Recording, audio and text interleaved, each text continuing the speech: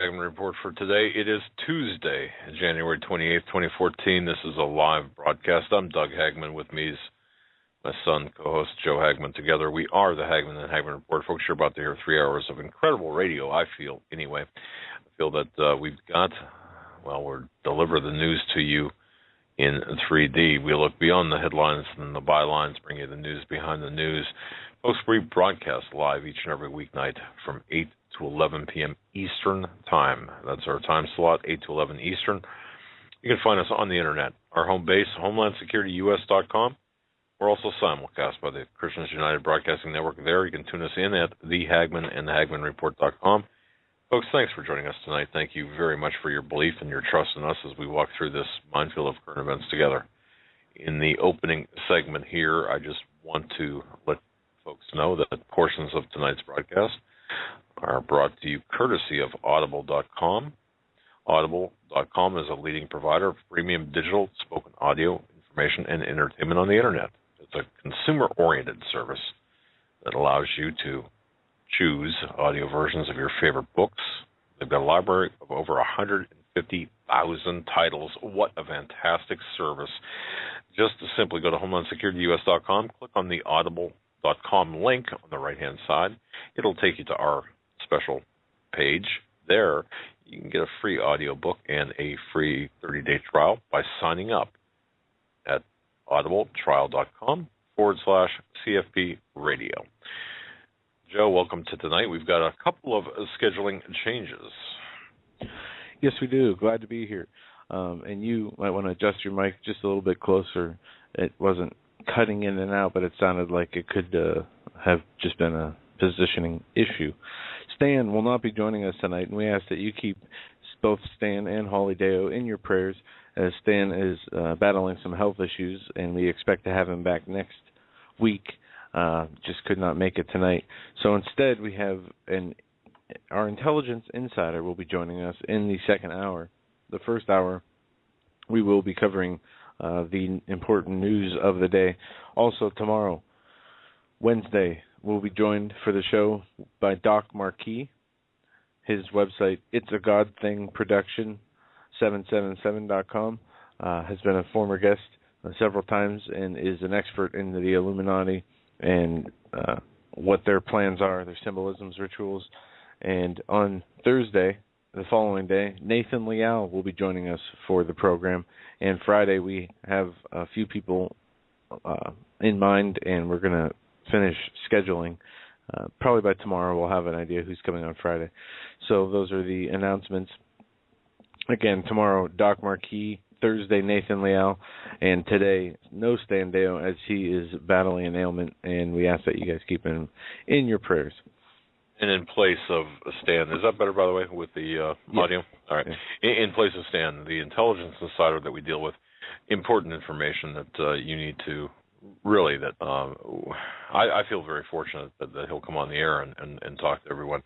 Very important information that he'll be sharing with you today. Okay, we're going to open today. We have a bunch of things going on in the news. One, we have the Presidential State of the Union address tonight that is starting in 1 hour. I'm not sure how long it lasts, but there's a lot of rhetoric coming out of what the speech will be about. Some say it will be Obama warning what executive actions he will take to push through his agenda. Also, by the way, that's in the wake of this Drudge announcement or Drudge tweet yesterday. Have an exit plan. Rather ominous. Yeah, and we do have Alex+Jones put out a video on Drudge's announcement, and we're going to play that now. It's a 12-minute audio, but it sums up very well. It's well worth it. Yeah, Joe, I didn't mean to talk over you, but it's well worth it.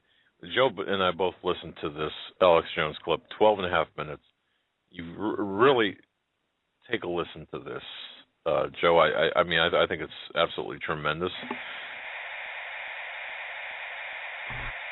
All of these people are on record saying they have sold their souls to the devil. Now, whether you believe in the devil existing or not, the archetypal manifestation of the devil, war, death, corruption, all of it is manifesting, and these people are trying to bring it about. What are the villains doing in archetypal literature from around the world? They're trying to overthrow the world, trying to destroy the life force, trying to create death and destruction. What's the Bible say the archetypal devil does? Kill, steal, and destroy. What does the Red King or the devil want to do in the Dark Tower series by Stephen King? He's trying to overthrow the planet and shift its poles and throw it out of orbit of the sun, killing everyone on board. That is the nature of the devil, is to overthrow all that is good. Whether the devil is real or not is not up for debate, atheist, because those that follow the mindset of the archetypal devil are real, and hence the devil is real. You understand that? Men envisioned rockets to the moon 500 plus years ago, and now we've sent rockets to the moon. You understand that?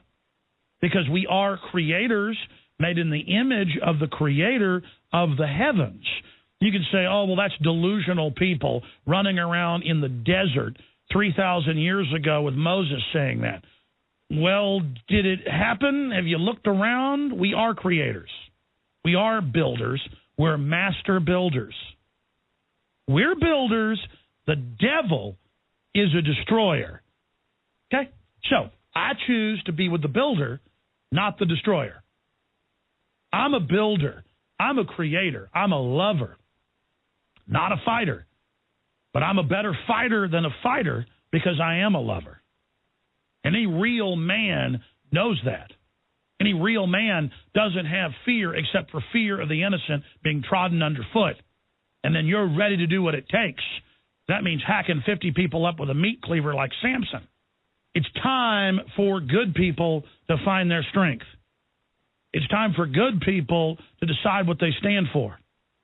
It's time for good people to stop giving the world over to evil.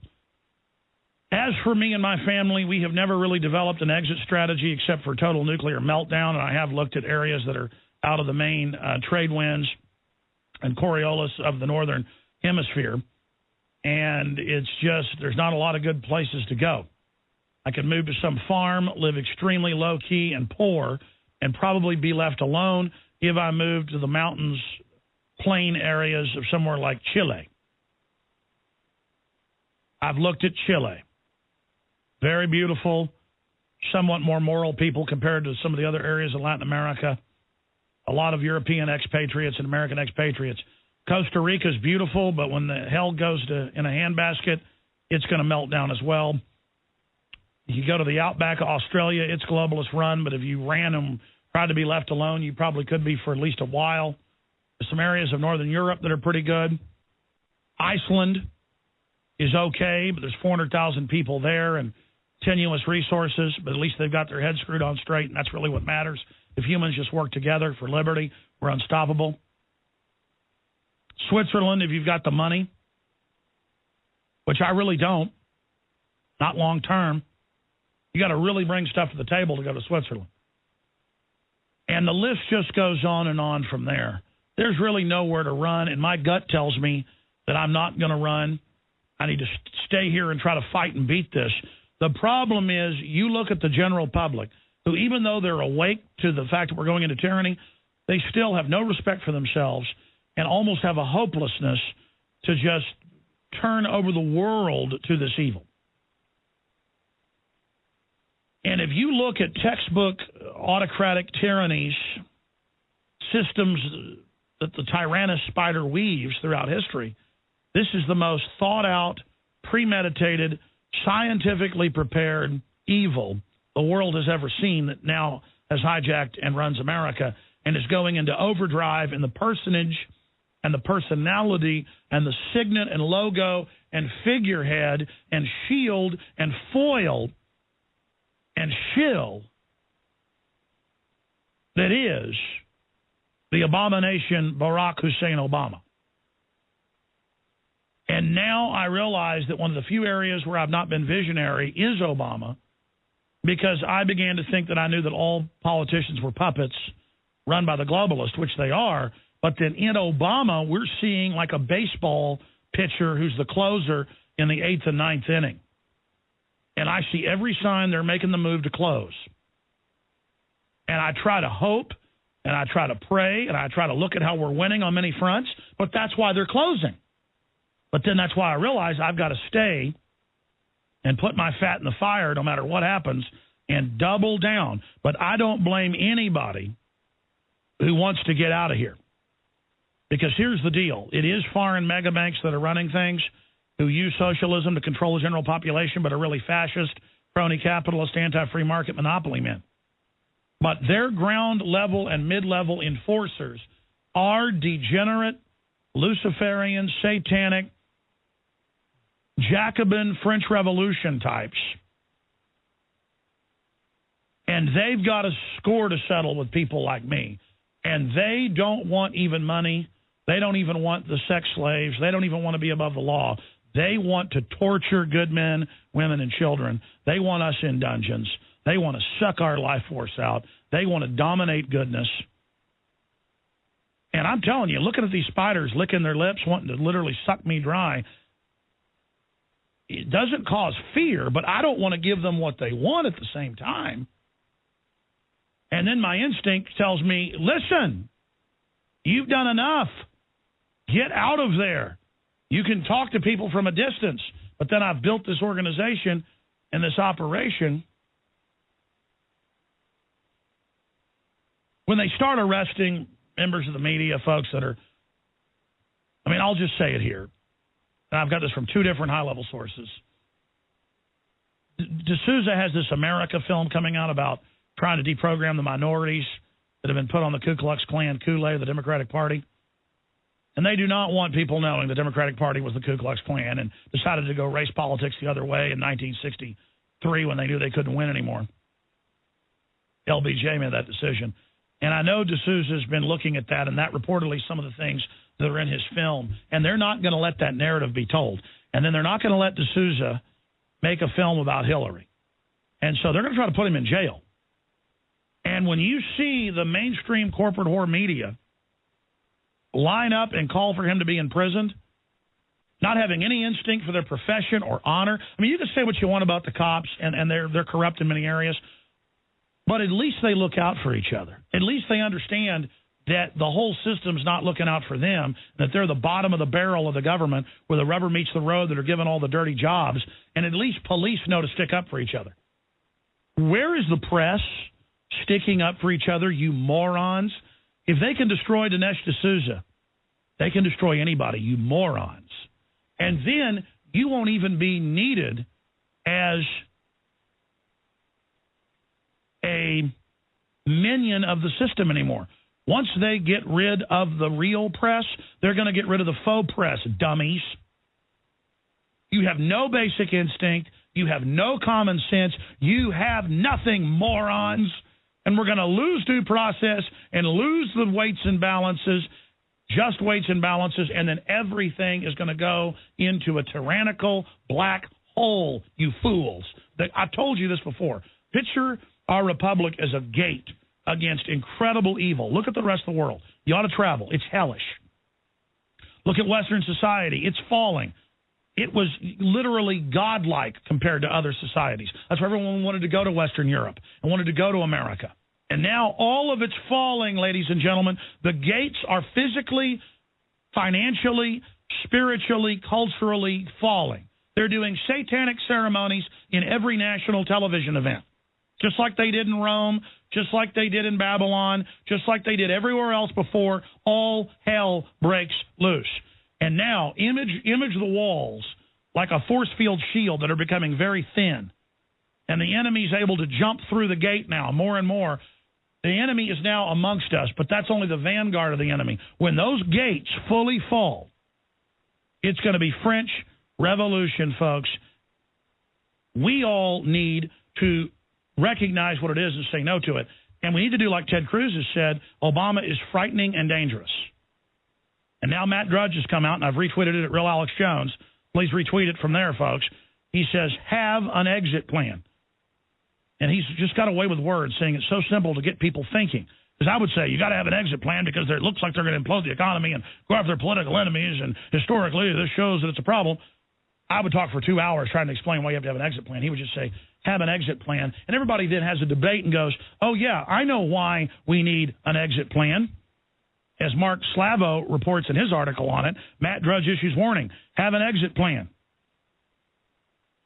And you've got the former main producer, Gerald Molen, of Schindler's List, saying for the first time, I fear the government and I'm scared living in America. Well, you should be concerned, folks, and you should be concerned about what's going on. Introducing Pro One. All of your filtration in one system, portable on the... All right. And there you have it. There's a lot said in that clip. You know, some of it was, not all of it was pertaining to the have an exit plan, but a lot of, from what Jones was saying, the openness of the satanic rituals, how it's in your face. You know, this is something we've been talking about at length and with guests. How evil is encroaching in on every area of our society and trying to take it over, and how we need to take a stand, call it out and take a stand against that, and many other important issues. I've got a bad feeling about tonight's State of the Union address, folks. I really do.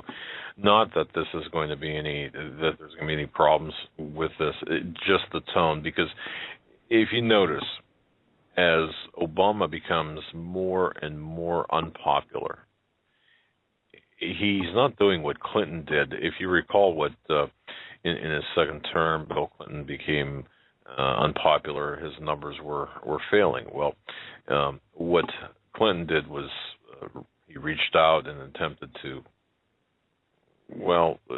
regain some footing. Obama instead is really doubling down. He's veering further toward the tyrannical progressive left of the political spectrum.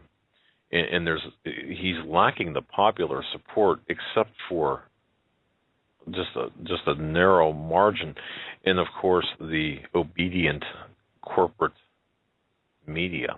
Now, why doesn't Obama care? The lack of support that he's got.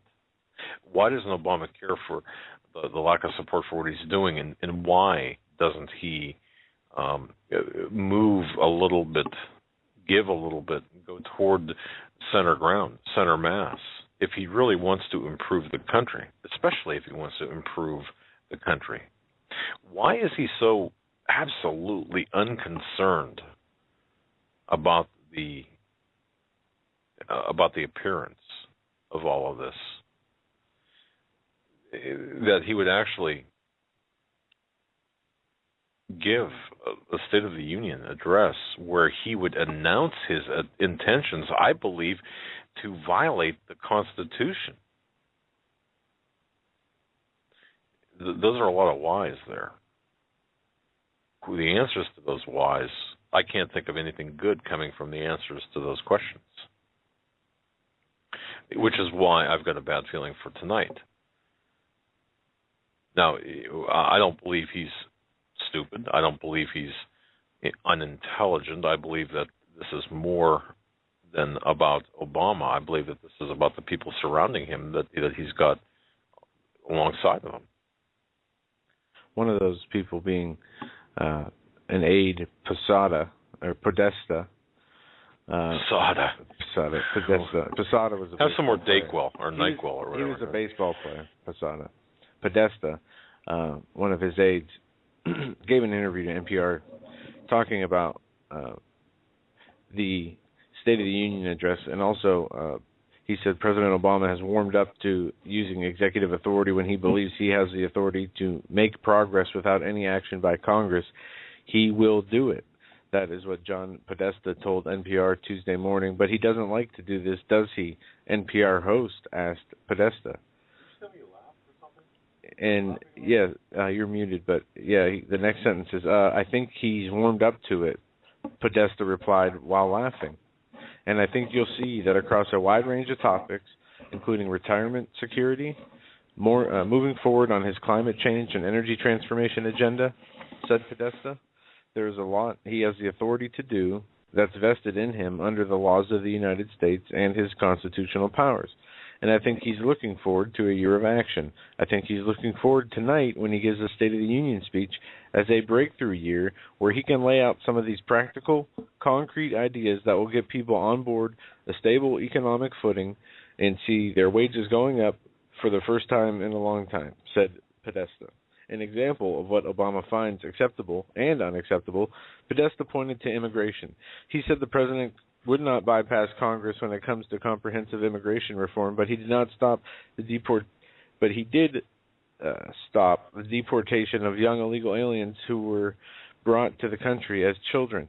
If he believes the Justice Department believes he has the authority to make progress to strengthen the middle class, gives people the opportunity to make it in this country, he will take it, said Podesta. He also announced President Obama will use executive authority to raise minimum wage up to $10.10 for people working on federal contracts.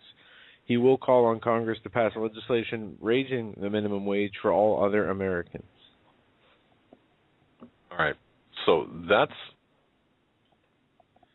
well, so we're facing questionable maneuvers here tonight with respect to Obama. We're facing the prospect of constitutional violations, and I guess, you know, as you look at the figurehead, the guy in this case Obama standing up, behind him it would be to our left, to his right the vice president, and to our right and his left the Speaker of the House, in this case John Boehner. Why? What would give Boehner or what would stop? Or how could he just sit there and allow the trampling of the Constitution? And of course, Joe, we don't know. He's on board with this agenda. Right. Being the position he's in. And here, this from Politico, State of the Union 2014, Obama calls for a year of action. President Obama plans to make 2014 a year of action by using his executive authorities wherever possible, while still striving to work with Congress on big pieces of his agenda. He will say Tuesday night in his State of the Union address, in the coming months, let's see where else we can make progress together, he was expected to say, according to prepared remarks released ahead of the speech. Let's make this year the year of action. That's what most Americans want, for all of us in this chamber to focus on their lives, their hopes, their aspirations, rather than dwelling on economic inequality, which was, by some measure, gotten worse since Obama took office over 5 years. The president will focus on expanding opportunity for all.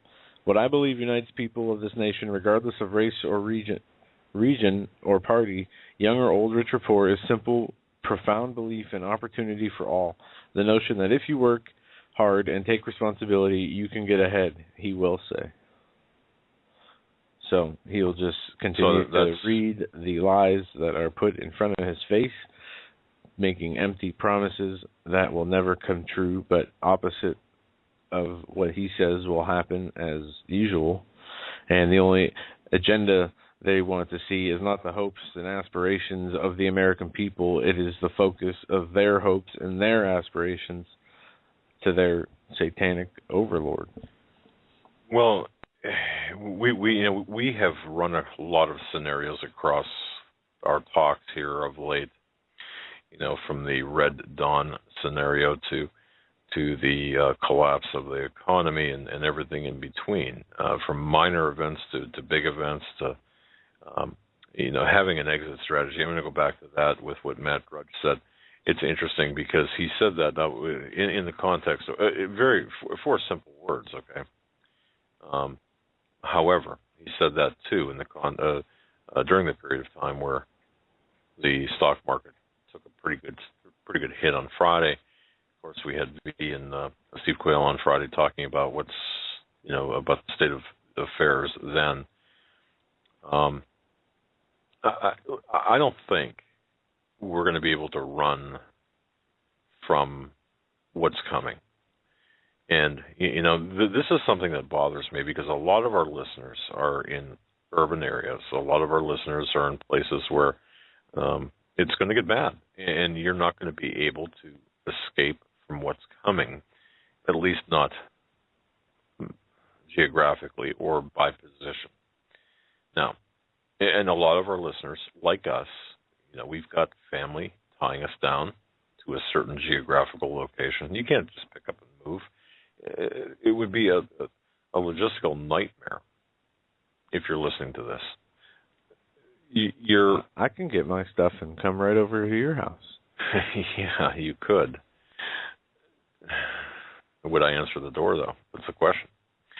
But on the other hand, but see, we all have our situations. And if you're listening to this in the United States, and we have international listeners,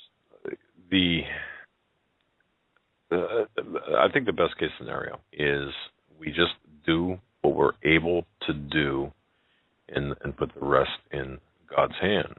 Now, that doesn't mean to sit back, watch television, and not do anything. That means to do what you can do. I really think that this is just my opinion, looking at things. I think this is going to be several bumps down a large hill instead of this, and I use that metaphor all the time, instead of a crash to a car, going careening off a cliff and hitting the bottom and exploding in one terrific explosion. No, I think it's going to be a multiple rolls down this huge hillside and bangs and bruises and parts flying off the car all the way down. And now, having said that, I think that we can do a lot to protect ourselves here. We're at home, whether you're living in an urban area, whether you're living with family, whether you have got no money, some money, or a lot of money. Obviously, your options improve when you've got a lot of money. But does that mean, even though you have a lot of money, that you're going to be better off than someone who doesn't? I don't think that's the case. I really think that this is going to be a very asymmetrical situation as it unfolds. The worst coming down the pike, and it could be a number of things. I tend to believe it's going to be something that it's going to come out of left field, and we're not going to necessarily see it coming, but it's going to be part of the larger plan. That's what I believe. Now, having said that, I know. So wherever you're at listening to this, if you're listening to it in Canada, United States, over in the UK, Italy, Europe, anywhere in Europe, you're going to be in the same position that we're in. I would say having the ability to get out of the city, get out of the urban areas, if you can, if you've got a fallback position, that would be extremely great. But I think, and we're going to hear about this during the second hour, I do believe that this is going to take a little bit more time than people expect to unfold, to progress. People are looking for something big to happen right now, and you wake up in the morning and the world has changed, kind of like 9/11 on steroids. Well, I certainly wouldn't discount that. I tend to believe it'd be something a little bit more methodical. That's just me. But regardless, I think we have to have a strategy, maybe not an exit strategy, but a strategy. And I think we have to work the plan. And you'll hear more about this at 9 o'clock. There's a tendency for people, and I fell into this too. You look around and you hear people, prepare. And you hear people, well, I've got my year's worth of food, and I've got gold, and my money's out of the bank. I mean, I'm in good shape. I've got guns and ammunition and whatever it might be. And you hear this, and maybe you're not even started yet. Maybe you haven't even started preparing. Maybe you live in a condo or an apartment where it's extremely difficult, space is tight, you're working 3 jobs or whatever you can't do. You haven't even started, or you've got problems to start. People have a tendency to lose faith or to say, it's impossible. Well, I'm here to say that I don't believe that's the case. I believe that if you're listening to this broadcast and if you've not done anything or if you don't have any preps or little preps, it's not too late to start. Sure, others may have a lot ahead of you, but I think you're going to be okay if you keep your head about you and develop a plan your work and work your plan. And that sounds trite, perhaps, but I don't want people losing faith, especially now. I think that people have to think clearly, be lucid, understand the situation. I think now is the time to really begin looking around and understanding what is happening. I don't want people to panic.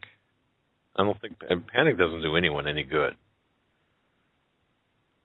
I think we have to assess our situation, keep calm, and let's just walk to the exits, walk to the lifeboats, grab the hand of someone else, walk together to the lifeboats, and we're going to get through this. I really believe we will get through this. Now, not without a few scrapes and bumps and bruises, and certainly not. It's not going to be comfortable. We'll get through the State of the Union address, or we'll get through that too. What's coming? Okay, that too. And I do expect this State of the Union address to be something totally different. Well, let's hear what Robert Gibbs today on Obama trying to change Washington. I know you're not in the White House anymore, but you're obviously very close. Thank God. No, there's a moment of honesty. But you're obviously, you know the president very well. We know what this poll says about how the country's feeling about him. How's he feeling about the country right now? I mean, this is a guy who came in 5 years ago saying change comes from outside Washington. We're going to break the fever. We're going to change the way Washington does business. We're going to get things done. And he's learned some pretty hard lessons in how Washington actually works or doesn't work. Well, I think, the ability to change Washington, I think, is something that long ago the White House sort of stopped trying to do. And whether or not that's a good thing, we'll look back on history. I do think. So there, Robert Gibbs saying that Washington has stopped trying to change, the direction of the country. Well, this from Infowars.com confirmed Obama to announce dictatorial push at State of the Union. The White House has released advanced excerpts of the president's State of the Union address in which he will admit he's going to continue to usurp power from Congress. Some will require congressional action, and I'm eager to work with all of you, he will say, according to some excerpts. But America does not stand still, and neither will I. So whenever and wherever I can take steps without legislation to expand opportunity for American families, that's what I'm going to do. So it's going to be under the guise of helping in other words, he's going to say, Obama will say, look, we can't have gridlock right now. We have to advance the country. We have to lean forward or push forward, lean forward, as in reference to MSNBC. And make so progress. Right. And so what this is going to be is really a coup. I don't know how else to describe it, but the announcement, in my view, the announcement of an executive takeover. And we're going to, on the monitors here in the studio, we're going to have the text of the State of the Union coming through. So we'll provide you with the information in real time as it does transpire, as with what is being said. So we'll keep you posted with that. But I think this is going to probably be the most significant State of the Union address in a long time. I agree. Some other interesting news. Andrea Mitchell made some comments about Iran, and she said Iran was more or less an American ally before Bush's axis of evil remark. Here's a quick audio clip of what she said. Look, Andrea, I think Chuck has hit on it, which is The question for President Obama and his senior aides is there, well, there isn't a speech that can overcome the cynicism that people bring toward Washington. There's not a proposal. It's not as though if he just finds the right set of words to say it, all of a sudden people will.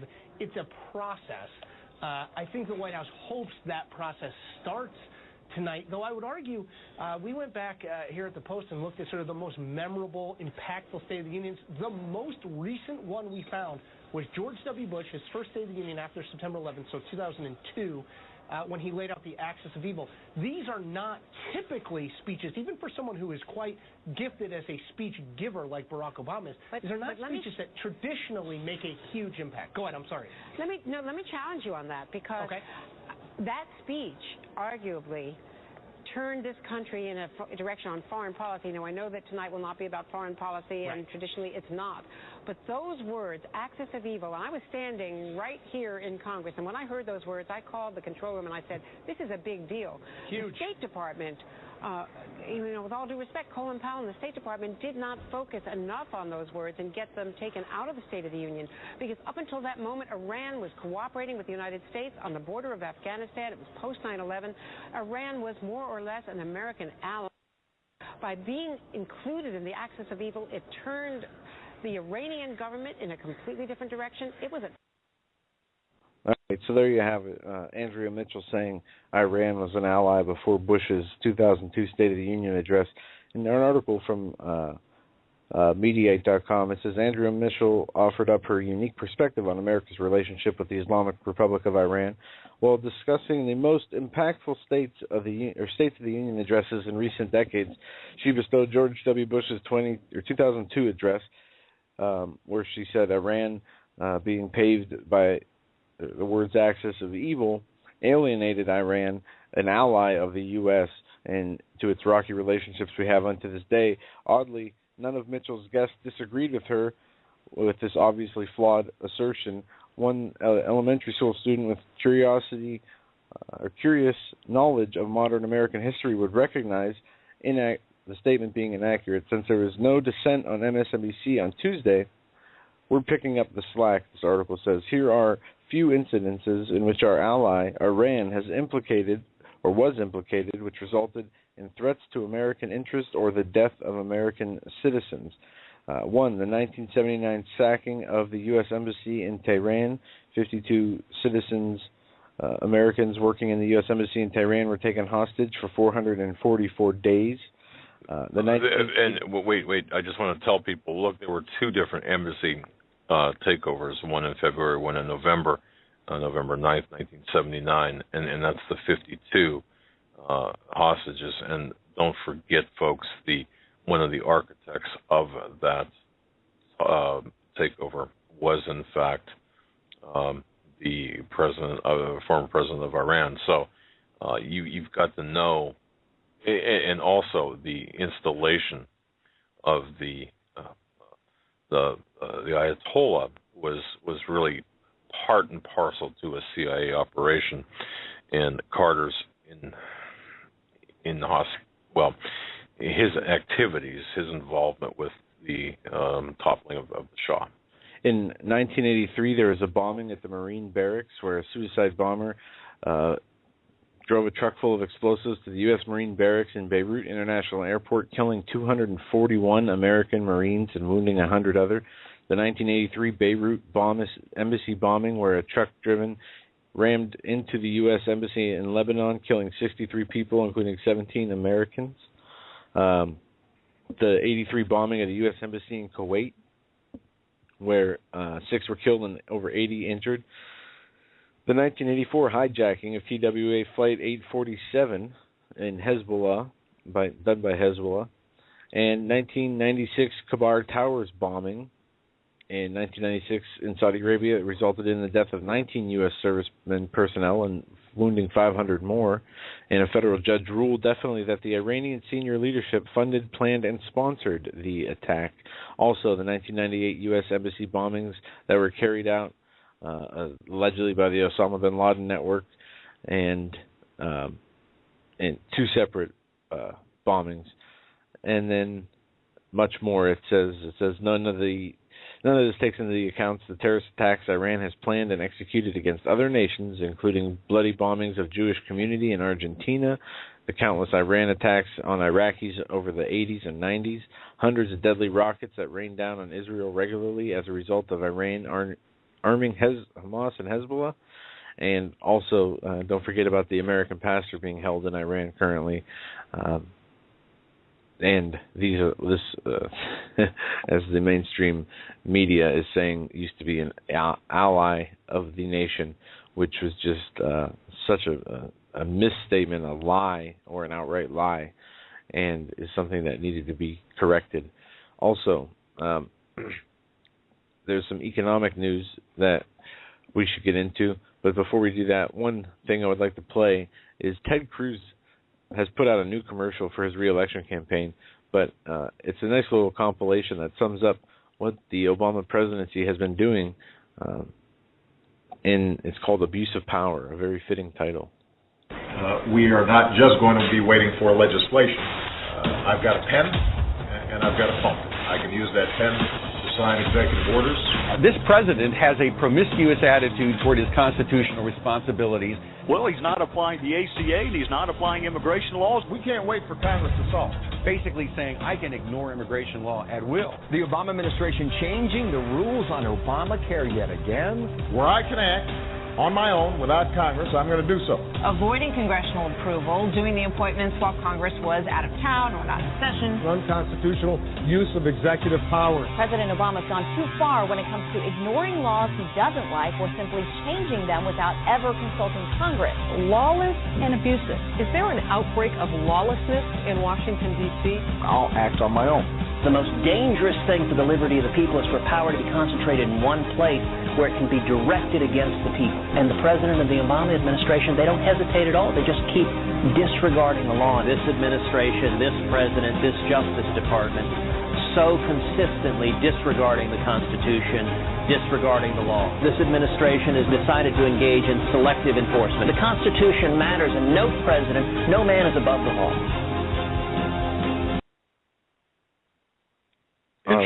Interesting.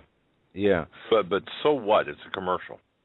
Yeah, that was just a commercial, but it put together a lot of clips and different aspects of the agenda being carried out by the administration, acting outside of the authority of Congress, acting in an aggressive manner to implement an agenda that is not an American agenda. Instead, it is a globalist agenda, and much more. I mean, it was laid out there. In other executive action or executive branch news, there was a appointment made, and their Obama nominee to be the next ambassador to China. You got to listen to what he said today. Listen to this. I appreciate that, and I tend to agree, and I hope it's true that their primary motivating factor is improving the condition of the people of China. But then let me ask a question. So what do you think would motivate them to initiate the air defense identification zone? How does that further that goal? Senator, I am no real expert on China, but it's my strong belief that the Chinese people are just as proud as we Americans are proud. So, the nominee to be the next ambassador to China. I'm no real expert on China. Wow. That was a well-deserved wow there. That was at his Senate confirmation hearing. It still... Max Bocus. Yeah, that instills a lot of confidence, does it not?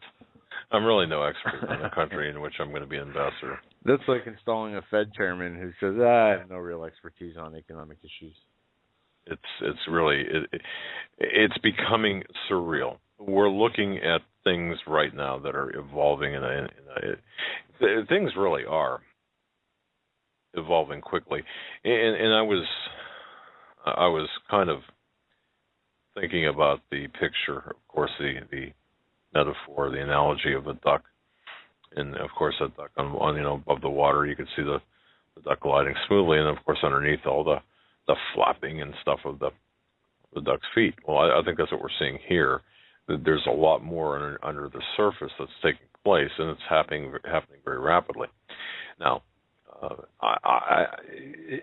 please understand me when I say this, and this is why I think things do happen for a reason, to give us some really true insight into the here and now with what we're seeing with respect to Obama, the State of the Union.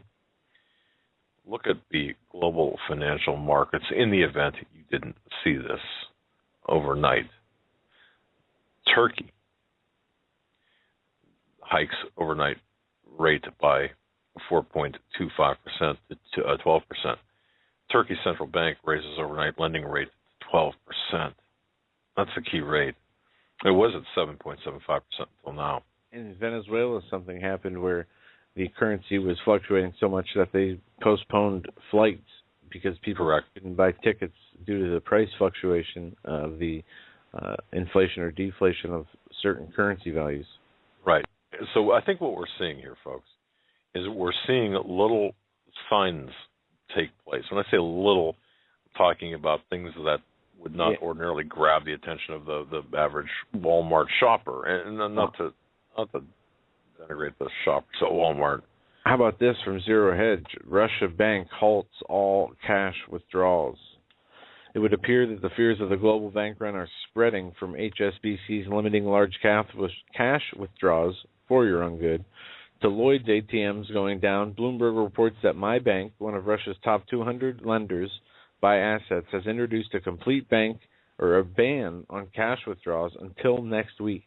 While the ruble has been losing ground rapidly recently, that we suspect there's been few expecting bank runs in Russia. Russia's sovereign CDS has recently weakened to a 4-month wide at 192 BPS, whatever that is. But it says lender has introduced complete ban on cash withdrawals until end of next week. News agency report citing unidentified person in call center.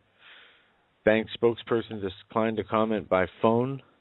Note, central bank has revoked about 30 banking licenses since July 1st when there was a change in governorship, compared with a 3.5 year three in the first half of the year. Interestingly, Russia's biggest lender, Sberbank, I can't pronounce that, something bank, has been seeing a 8.7% rise in deposits in December. It seems the Russians are realizing that bank deposits are nothing more than risky loans to high levered entities. And I'm going to talk to people that are over 45, I'll say even over 50, listening to this broadcast. Did you ever think that you would be living in a time like this? And maybe you were ahead of me. And honestly, I would suspect that the majority of people were probably ahead of me, because I did not have time to think about this. I didn't have time to... I knew there was something out there. I just couldn't focus in on it. Joe, you had mentioned Zero Hedge, and there's a story up there, the real State of the Union, in just 889 words. Now, I'm not going to read all 889 words or the sentences that those words compose, but this was submitted by Simon Black via the Sovereign Man blog. And it starts out very interestingly.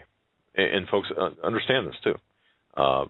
This summer, it's going to be 100 years since the start of World War I. So, in your mind, first of all, think about that. Think about the fact that this summer will mark the 100th anniversary of World War I. He writes, the senseless, destructive war was started and championed by politicians who cared nothing for the 9 million people who lost their lives. And in doing so, they began a century of warfare that continues to this day. Now, he goes on, our military-industrial complex is larger than ever.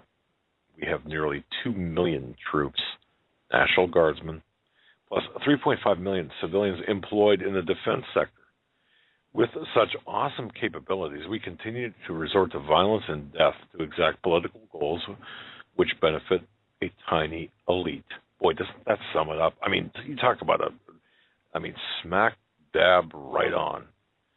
All of this has created a police state in the land of the free. That's a far cry from the country we all grew up in. And he goes on, your government has spawned a culture of fear and intimidation. Nearly every federal agency, including the Fish and Wildlife Service, has its own gun-toting police force to pistol whip citizens into submission. Folks, last night we talked about Dinesh D'Souza, and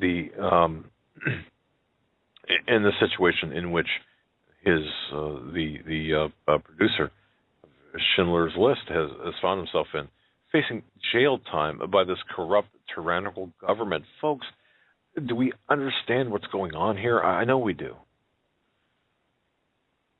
This Simon Black goes on to say that our tax authorities have become more threatening than mafia warlords.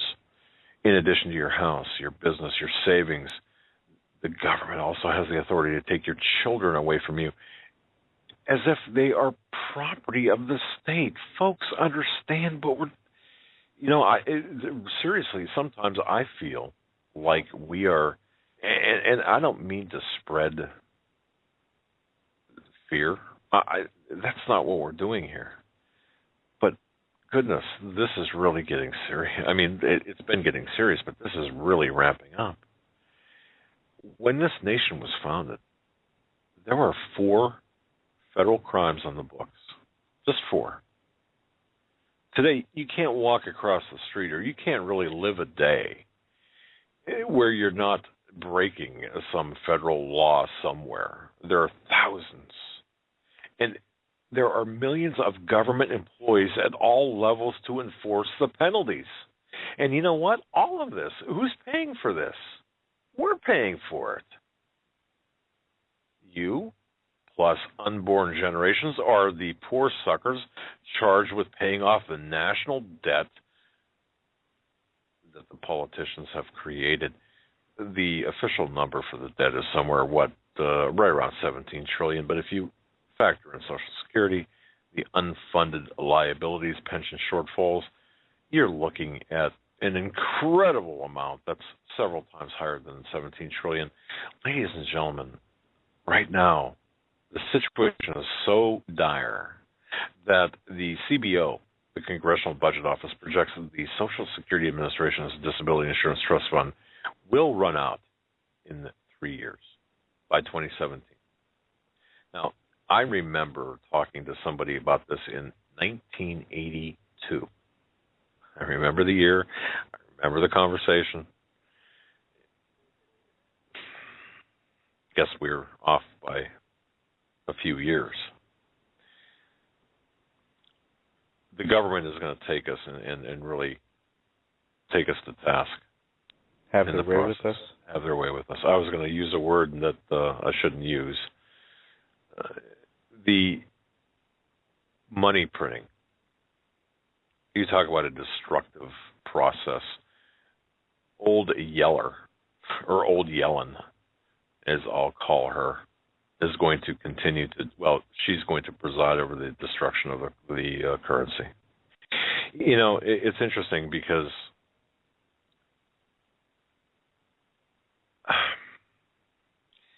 I'm looking at this, and I'm looking at this from different angles to see, are we seeing things that are not there? Are we the insane ones? Are we the real tinfoil hat ones? You know, I'll name some names here, okay? And I'm not doing this to be nasty at all. Some of the blogs or internet forums, the forums I read, for example, and I've mentioned this before, you know, one, Free Republic. Now, that's on the conservative right, so that's fine. Now, on the conservative or the progressive left, the answer to Free Republic is Democratic Underground. If you open up your browser and have 2 tabs or windows side by side, and you look at these two forums, there are a lot of intelligent people on both sides. Look, just because I disagree, for example, with the progressives does not mean that they're not intelligent. And just because I disagree with a lot of the pablum on the right doesn't mean that they're not intelligent. But when you look at this, you've got two extremely diametrically opposite opposing viewpoints and very strong. And over the years, for example, you'll see on the far right, or on the right, I should say, you'll see this we can overcome by installing our people, by getting rid of Obama, getting rid of the, through the ballot box. You look at that, and you look at, for example, the Drudge piece, have an exit strategy. It surprised me to see the number of seemingly educated people, intelligent people, say, "Well, it's just hyperbole." Without being specific, it's just hyperbole. Well, I guess I mentioned that example when you have when you're talking about politics. And then, of course, on the right, you've got the followers of Rush Limbaugh and Sean Hannity and Mark Levin, and they all have their good points about them, okay? But when you look at this, it's only one or two levels deep in terms of intellectual thought. That's what bothers me, because you have ordinarily intelligent people only going one or two levels deep on both sides.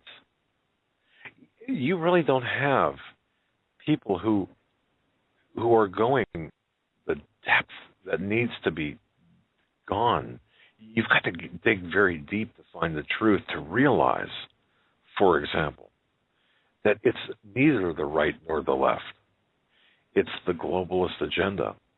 Now, the reason I brought this up is because in my view at least, where the fight is going to be, and where the real acrimony is going to be up at that thin veneer where the majority of the population reside. That the thin veneer of this, the people who still adhere to and believe in the right-left paradigm. I do believe that I believe that if the right and left were open to the truth, the whole truth about what's really taking place, there would be common ground between the two sides. Common ground, not ideological agreement, but common ground. But what this administration, what this regime is doing, they are exacerbating the ideologies between the right and left. And this is where we're going to get the societal strife here in this country. And folks, if you don't think it's a contagion that won't spread abroad or from abroad here, it will. It's going to be a contagion and it's going to affect the entire globe. That's kind of why I brought that right-left paradigm back up again, because we're going to see it in action tonight with the State of the Union. Folks, very well said. Well, take us out. You're listening to the Hagmann and Hagmann Report on this Tuesday, January 28th, 2014. Our usual guest on Tuesday, Stan Dale, is out sick today. Gentlemen, to hour number 2 of this State of the Union Tuesday. Today is a live broadcast. It is the 28th day of January 2014. By the way, the Eisenhower clip that you just heard, actually 43 years ago this month, it was on January 17th, 1961, that Dwight D. Eisenhower had warned us of the military-industrial complex. Now, having said that, of course, I think that's a very appropriate quote for. Also very appropriate for tonight is a gentleman who I have a lot of respect for. I'm not going to tell you his name. He is, as far as I'm concerned, he would be the real American James Bond. If I could equate him with any type of figure, it would be an American-style James Bond. Folks, you'll have to trust me on this. This is a guy who I trust I trust implicitly. I trust this man. In fact, I would say I would take a bullet for this guy. And there are maybe a handful of people I could say that for about. And I trust him. If he called me up and said, look, they're reporting an alien invasion on the White House lawn, I wouldn't even have to turn on my TV. I'd believe him. That's the level of trust I've got in this gentleman. With that, I'll just address him by his first initial, W. Come on, sir. Welcome. Hey, that's quite an introduction there. Gosh. Well, I'll tell you, you deserve it. I'm coming on to fill in for Stan, and somebody I have just tremendous respect for, and one of those real icons in kind of the fringe culture, I guess, that we live in. And then, of course, I'm head-to-head with the president, so I don't know. I mean, that's pretty tough ground to be competing on, I suppose. If anyone could do it, you can do it. I'll just tell you that. We'll try. You and I had talked over the weekend, and I had, said maybe I needed to come on and just clarify some things during the course of the week, at the end of the week. And the situation there for Stan kind of went ahead and moved us forward to today. So, this is the day it is, but it is a conversation that we had discussed having with your listeners anyway this week. It just happened a little earlier in the week than I had personally anticipated, but that's all well and good. I guess we were ready for what we didn't know was coming. And certainly my thoughts and prayers are with Stan and Holly. I mean, the work that they've done in kind of plowing ground to get people to just start thinking differently. And they were there, a decade or more ago. So they've got a lot of lead time, but in any kind of an adventure, when we do things, let's say militarily, there's always those scouts that go forward ahead of the main column and try to determine what is ahead as far as terrain, anything that's there as far as the enemy, what obstacles are there, what provisions are there. What's the best route of travel ahead? Do we take the branch of the trail to the right or the left? Which one's going to get us where we got to get to the safest and the fastest?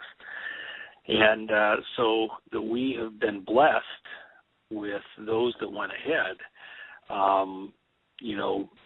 is just tremendous, and that he has chosen, of all places, to participate with your listeners, your forum, your show. I think that's like another, hand of God on our shoulders as we move forward, looking at what lies ahead. I think of your listeners as, they're scouts even within their own communities, their own families. They're probably way ahead of the curve and have been for some time. And God has led them to shows like yours, people like the guests that you have on your show. And they have a certain bent, a certain ear for what's going on, that their coworkers, their neighbors, their families, just like your own neighbors, Doug, they're not there yet. They might not be there until the door on the ark closes. But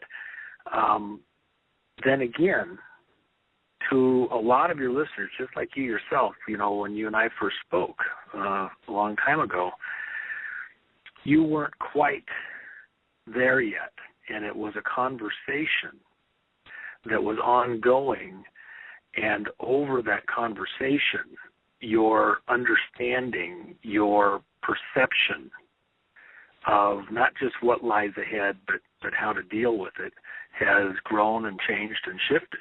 And you're a completely, not totally different guy, but you're so much further down the road than you were just a couple of years ago, wouldn't you think?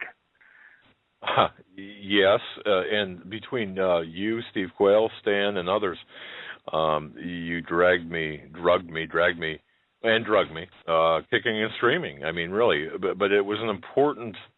I'll tell you, it was a difficult change. It was a difficult change up, but it was not. I guess I had to open myself to it, and that's kind of.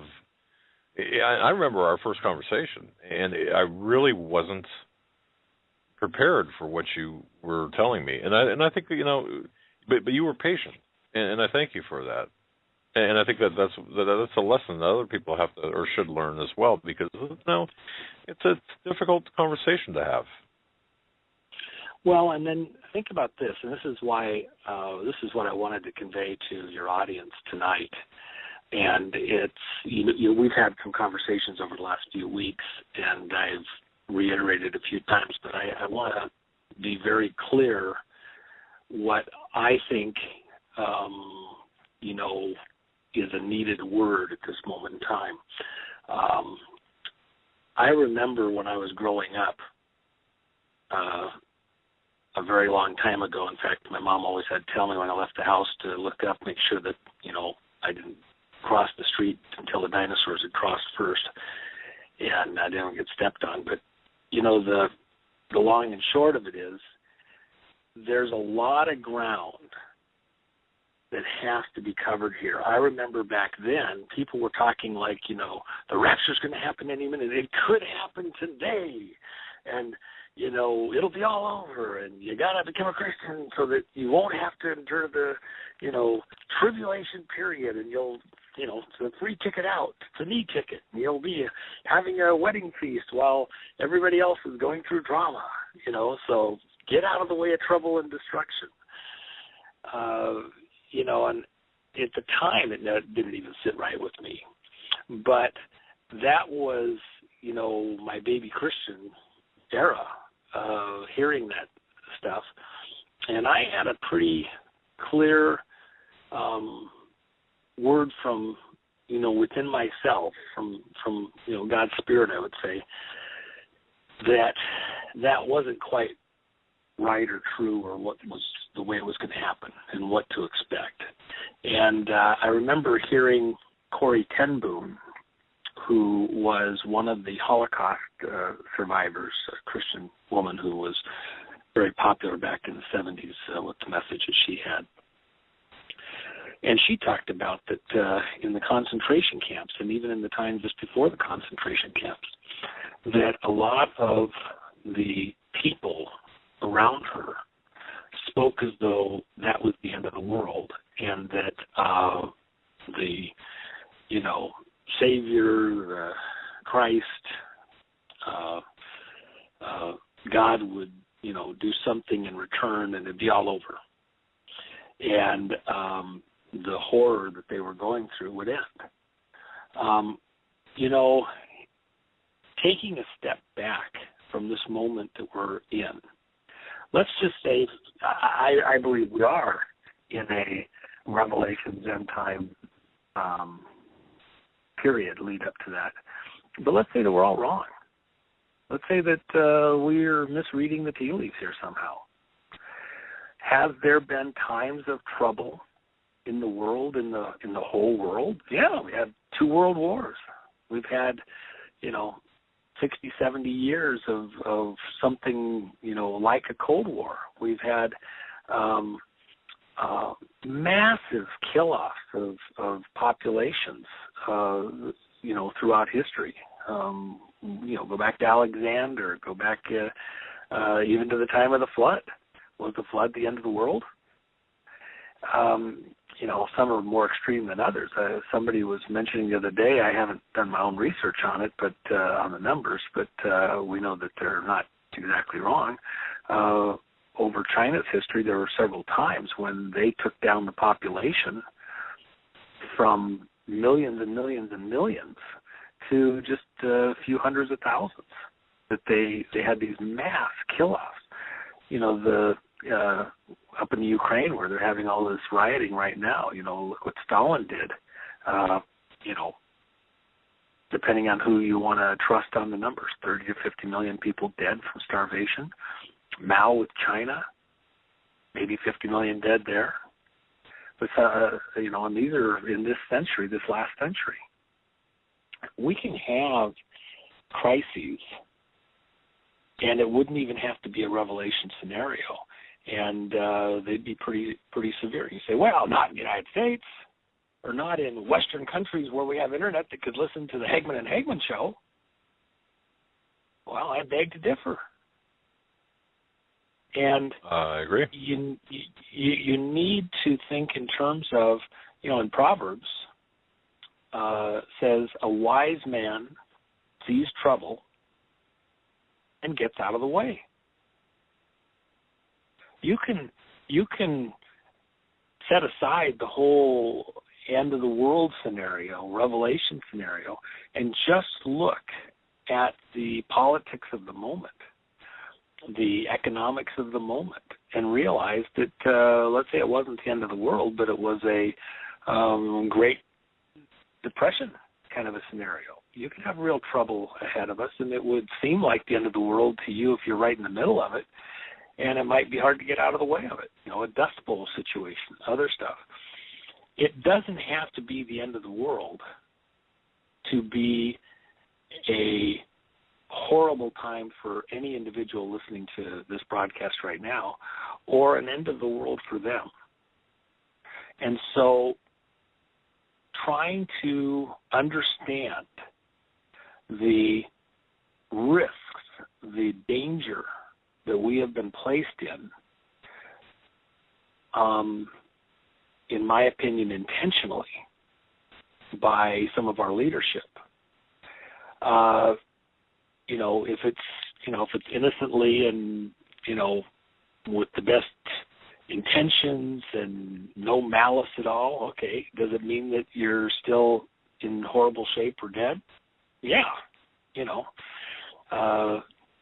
Somebody misjudges the turn in the car, doesn't slow down in time or whatever, and you're a passenger in it and you get killed in the car or hurt, maimed, whatever, because they weren't being attentive, well, you're just as dead. It might not be the end of the world, it was the end of your world. So we're not wrong to look at the dollar situation, the economics, the politics around the world, and realize that this is not the same. This is something different than what we've been watching for the last 20, 30, 50, 70 years. There's something looming here that's closer to an end game scenario.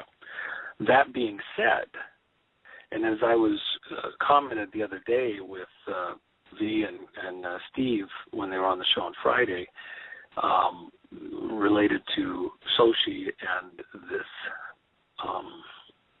moment that we're rapidly approaching, this bend in the road that I see,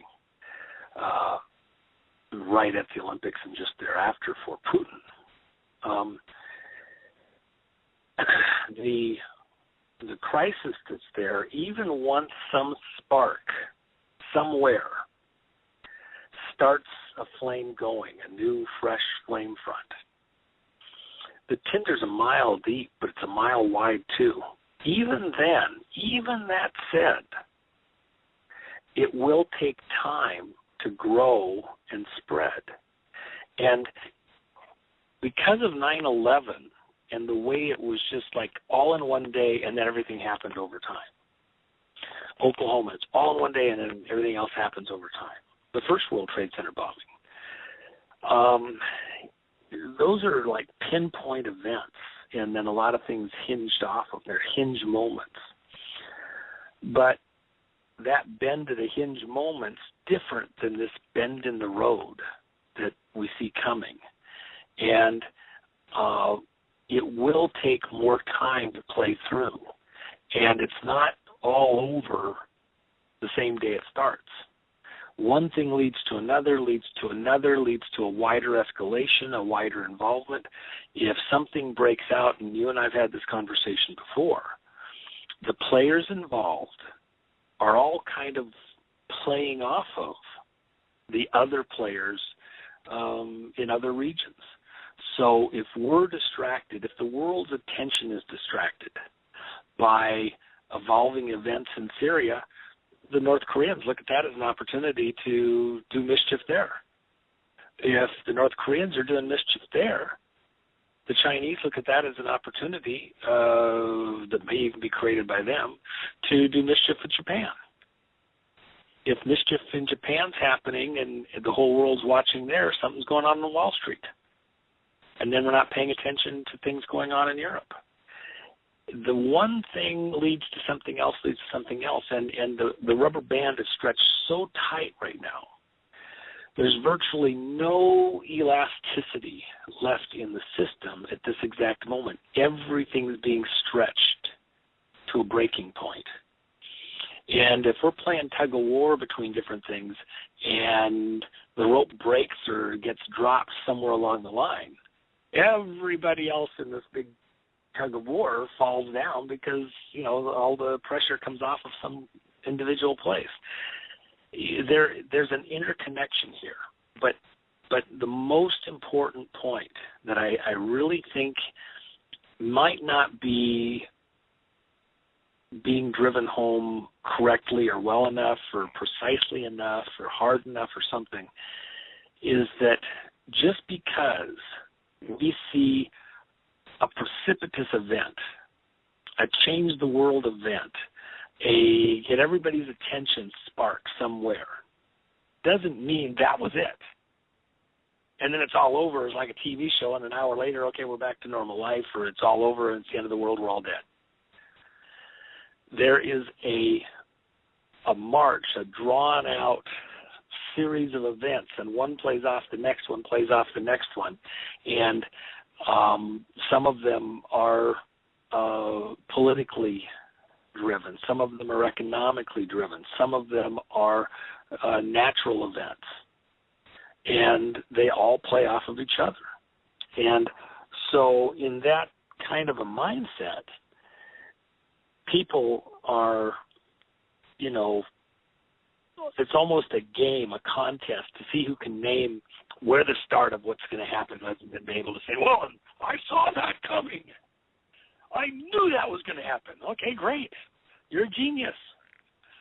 Did you see the rest of the stuff that was coming after that? At some level, it doesn't matter. It could start anywhere. This next phase, the triggering event or series of events, could start in any one of these places. Remember what happened with Job. When the day came, and you have to picture, look at the mind of Satan himself. Rather than do something to Job in his finances, and then give it a few months to sink in and him to be, dealing with that, and then have, something happen to his family, and then let that sink in for a few months and everything else. And then something happened to, his wealth, and let that sink in somehow else.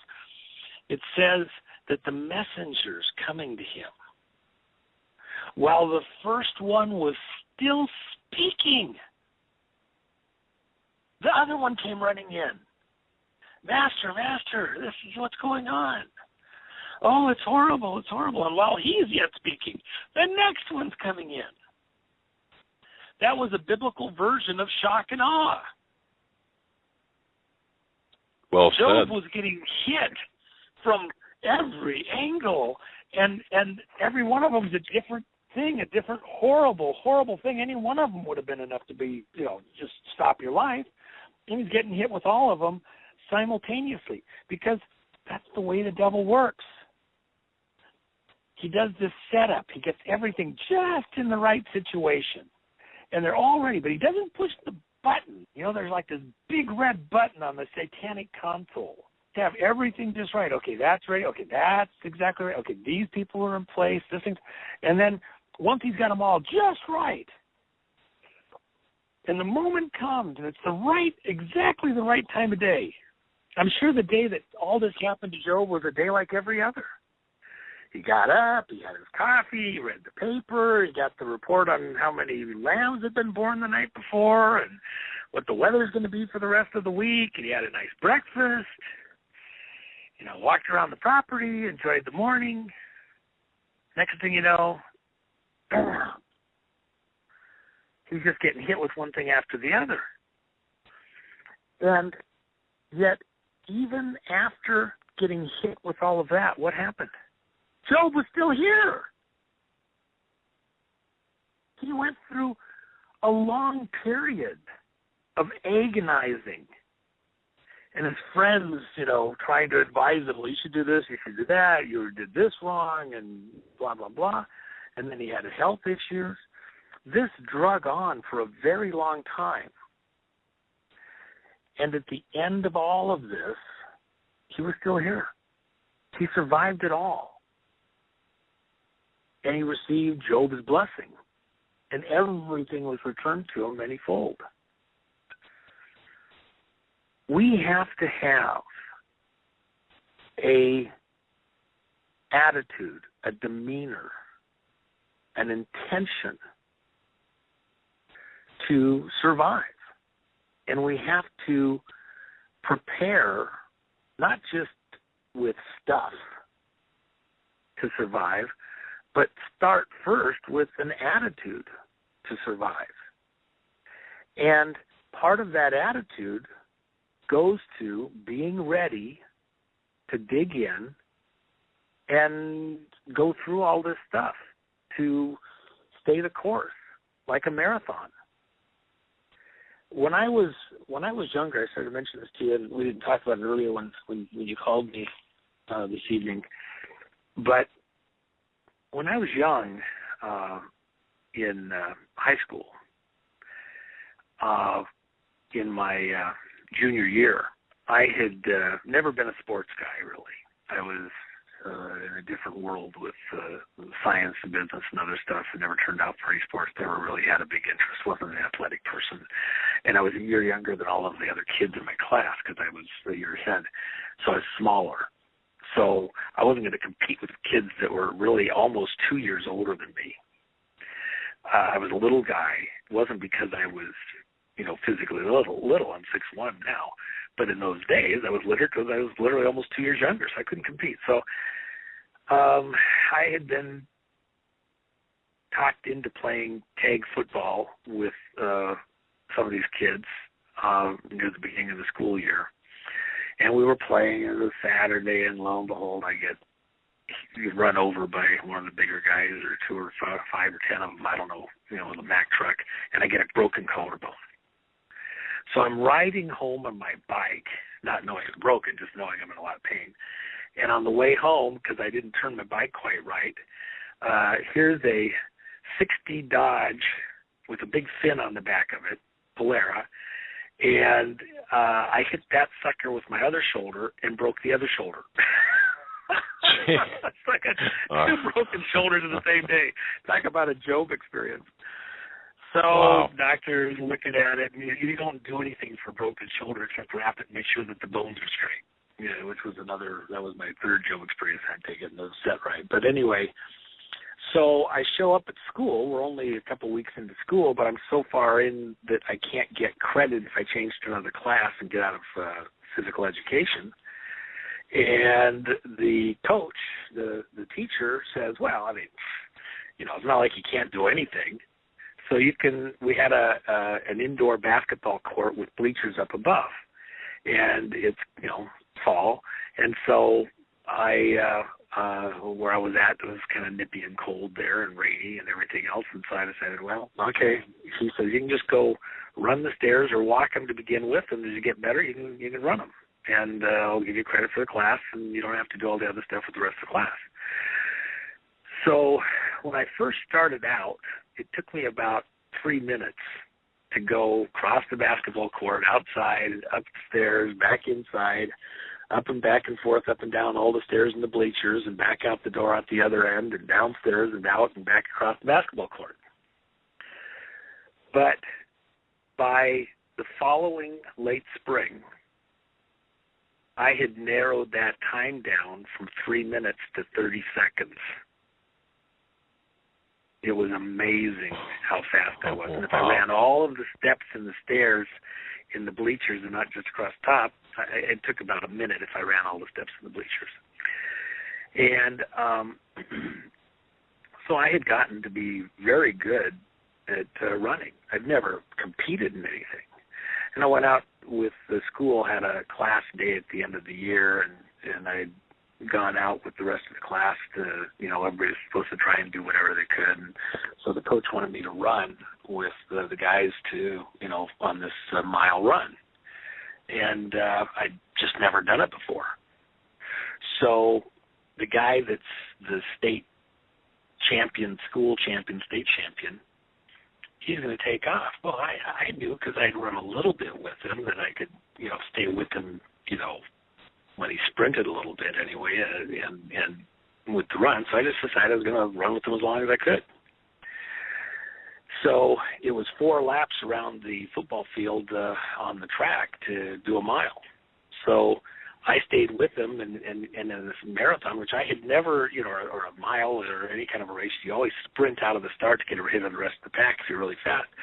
So he and I and a couple other people sprint out there, and I stay with them.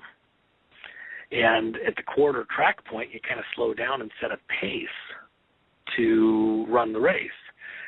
And I didn't slow down, and so he didn't slow down. And so we were really halfway around, running more of a sprint than we were running a normal mile the way he would run it. But he was trying to make sure I didn't, upstage him. Right. And so we're keeping the pace going with each other. We get around, by the time we're a lap and a half around, we're already lapping people. And we're running for all it's worth, as hard as we can. And he's backed off a bit because we're both kind of tired. But I mean, it was testosterone, and I was keeping up with him. I didn't think I was going to make it the whole mile at that point because it was just killing me. And we get down to the last lap, and I mean, my guts are falling out of me. I'm, thinking that the end of the world is here, and I saw angels, and I'm trying to grab for every piece of breath that there is, but so's he. And he's not giving up, and I'm not giving up. And by now, we have everybody's attention and the coach's attention. And I had people screaming, cheering us on to keep up. We're on a pace to set a record. It's an unofficial meet. It's just a school-wide meet. But here I am with the guy that's the state champion, and we're running for all it's worth. And I'm not giving up. And we get all the way down to the wire, and I beat him by a half a step. And an unofficial state track record. Never ran one before. I didn't even know what I was doing. Now, I can tell you I had a near-death experience on the track immediately thereafter with seeing faces looking at me knowing that I had now expired and was dead and gone. Because it was pretty gut-wrenching. But at the end of the day, I made it. And, oh, my gosh, everybody came out of the woodwork. You got to run track. You got to do this. I had other business interests. I just wasn't a sports guy. I just didn't want to do all the stuff. And they were just, beside themselves that I wasn't going to do it. And even the guy that I was running with, he was just like, oh, my gosh, I cannot believe it. Where have you been? All I'd been doing was running the stairs, doing what I was doing because I couldn't do anything else. But I did it with a lot of passion. As I got into it further, it caught on with me. But I did learn an important thing. The coach says you sprint at the beginning, you kick at the end, you don't sprint the whole way. You got to set a pace to win and to survive. Didn't make it to the finish line because I didn't run the race, the way that was, supposedly correct to run it. And that's really what we're up against right now. Is we're at this moment where we have a lot of people, they've never been in this kind of a situation. They don't know what's ahead. They've heard stories from the great-grandparents, and they've read the books, and they've heard the pastor, and shows like yours on. But they're like deer in the headlights. And they haven't even got, can of corn on the shelf that wasn't already planned for eating later in the week. They haven't even got, they don't even know where to start. to get ready for a lot of the things that we talk about. But it's not like God doesn't know that. It's not like he's not aware that there is an issue here. But a wise man sees trouble and gets out of the way. God has provided people like Stan and Holly, some of your other guests, and he's got them here listening to your show for a reason. They can be listening to lots of other people. Something agrees with them inside. That there's something here they got to hear. There may be things they don't agree with. There may be stuff that's not relevant to them. They don't care. Whatever. That's fine. But there is something there that there's a sense of urgency that there may be something they'll miss if they don't get it here. And I think that thing is that we're kind of a community amongst ourselves that sort of understand that this is different. This is a different time. And we need to gird up mentally and prepare for something that's just almost here and try to get out of the way of it as best we can and prepare for it, to run the race to win, to make it all the way to the end. We don't know what lies ahead. I heard you talking earlier about Alex+Jones and his looking at other places in the world to go. And I'm reminded of two things.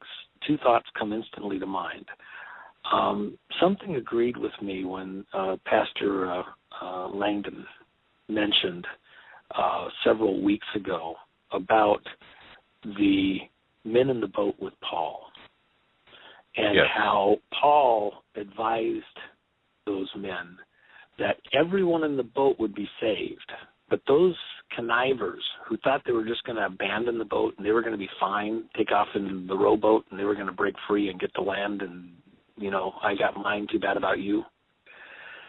That he told them, he warned them that if they left the boat, they would leave God's protection, that God was going to get those people in the boat out of here in one piece. And that actually agreed with me. And one of the things that was on my mind, I remember a very long time ago, a friend of mine talking about a gentleman who was living in Germany as the Nazis were coming into power. He'd been there and he'd survived World War I. He had been there and gone through the crash of the Mark, which for those of your listeners who are not aware of it, based on a lot of the reparations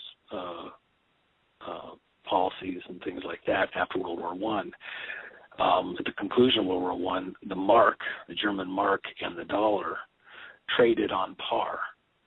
A dollar was worth a mark. So you could buy anything that was priced at $1 for a mark also, and they were interchangeable.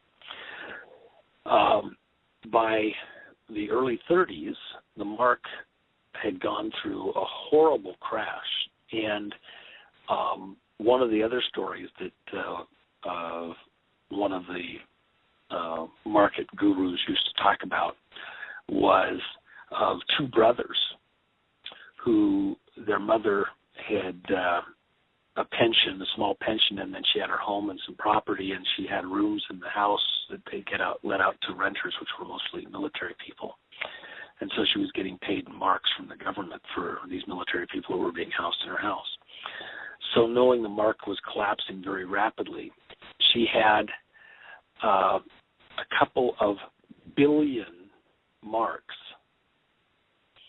in the closet. And she threw all of these marks into a big laundry basket and sent the kids to town, the two boys, carrying this heavy basket full of paper money. And they ran into town. She said, get meat, get bread, get milk, get anything you can with this money. So when they got to town, The one brother ran over to the butcher shop to see if they had anything left, and there's just throngs of people trying to buy stuff, and big baskets and backpacks of money. And the other brother ran to the other side of the street and looked in the bread store to see if they had any bread left so they would know which way to go. And these are young kids. And when they turned around to run and grab the basket to go back to the store to buy, which there was bread, there was no meat, someone had stolen their basket, having turned out all the money, a big pile of paper marks laying in the middle of the street, and they'd stole the basket. Oh, jeez. That's how worthless the mark had become, the paper had become. And so in that environment, here's a businessman in Germany. He's Jewish. He has a Christian wife. He has his children. And he can see the direction things are going with the Nazi rise to power. And he makes this hard decision that he has to leave Germany or his family won't make it. And so he does this meticulous, thorough search. Where will I take my family to get out of the way of what's coming? And he finally settles on a place where the natives have a history of being peace-loving and peaceful, and they don't war with each other. One of the things that he had was the ability to make ice-making machines, and he had that technology, and this was a relatively tropical location, and he felt that bringing ice to that location could help, and it would help preserve some of the produce that they could grow there, maybe on ships to get it out to markets and things like that. And so he saw not just a place that would be a refuge for his family from what he saw as this coming another world war like the first, because they never settled all the issues from that, but also a place where he could be industrious and apply himself and apply his skills and his genius to the work that he would do, because he wasn't going to just sit on his hands. And so he sells everything, loads his family up, takes off, moves them half a world away to Guam.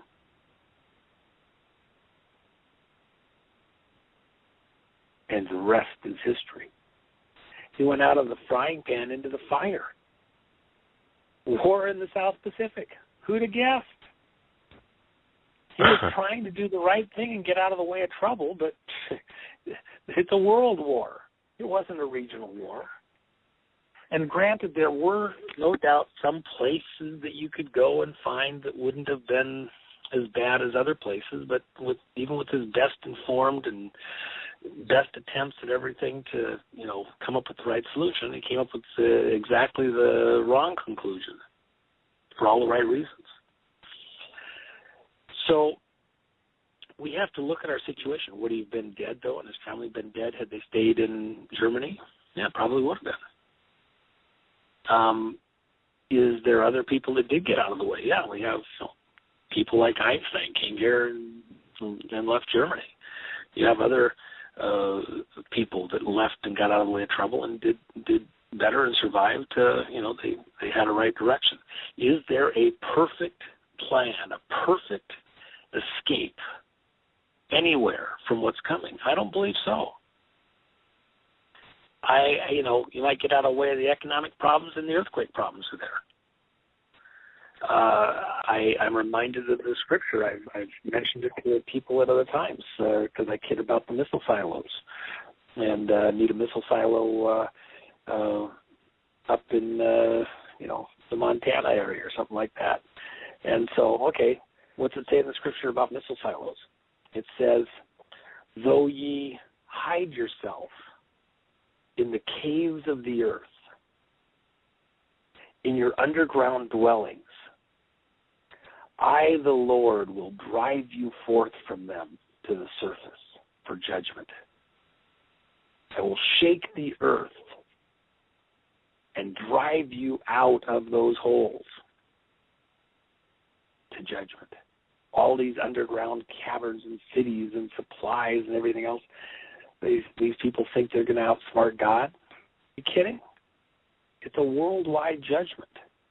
The only way any of us gets through this is with divine direction and divine assistance. I agree. Even the best prepared individuals, still are going to have to bathe those preparations in prayer. And they're going to have to look for divine direction. And the direction for you, where you're at, who you are, what your skill sets are, might be completely different from your own relative or your best friend because of things that God has in mind that are options for them, and they're not the correct options for you. That's you may a great have different point. Obligations. Yes, Right. and we need our people that we're talking to tonight to understand that God is going to do a work in the earth. But at the end of that work, who inherits the earth? God intended to inherit the earth from the beginning. Adam's seed. This isn't about destroying mankind. It's about weeding out the weeds from mankind so that God can get back on the path of what he had promised Adam and his seed, that they would inherit the earth. That he gave Adam a commandment, go forth and fill the earth. And so God is not going to be short-stopped in this. He's not going to be stopped from getting what he intended, which was a people that would give him the glory, that would fill the earth, that would be his people in this world. And when Christ was called up into heaven, we were given the command to occupy until he returns. Occupy like an army. This is where, when I hear people talk about us being raptured out, pre, mid, trib, all this other stuff, I'm like, why would God, and this is something that is a very young Christian teenager, I believe that I received a word in my spirit, it wasn't like, verbal or something like that, but I just had an agreement in me, and I said, if God's going to have all of this drama happening, this revelation period of time, that's going to be when people are going to be the most ready to hear a word from God, the most needing to see a servant from God to be ministered to, when they'll be the most receptive to miracles.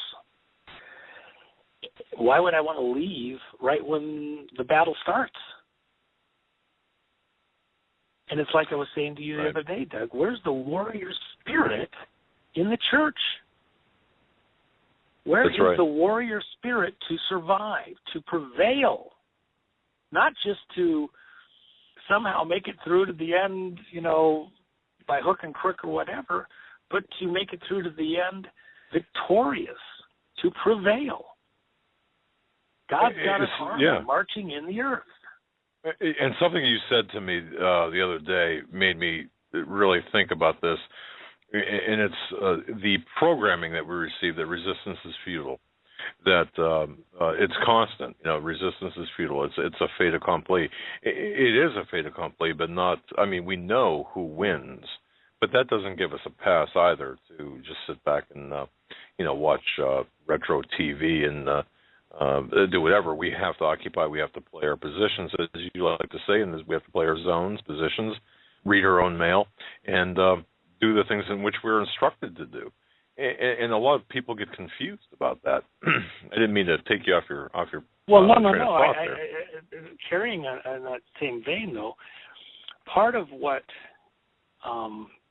we need to be focused on is that the enemy, the father of lies, and his minions are trying to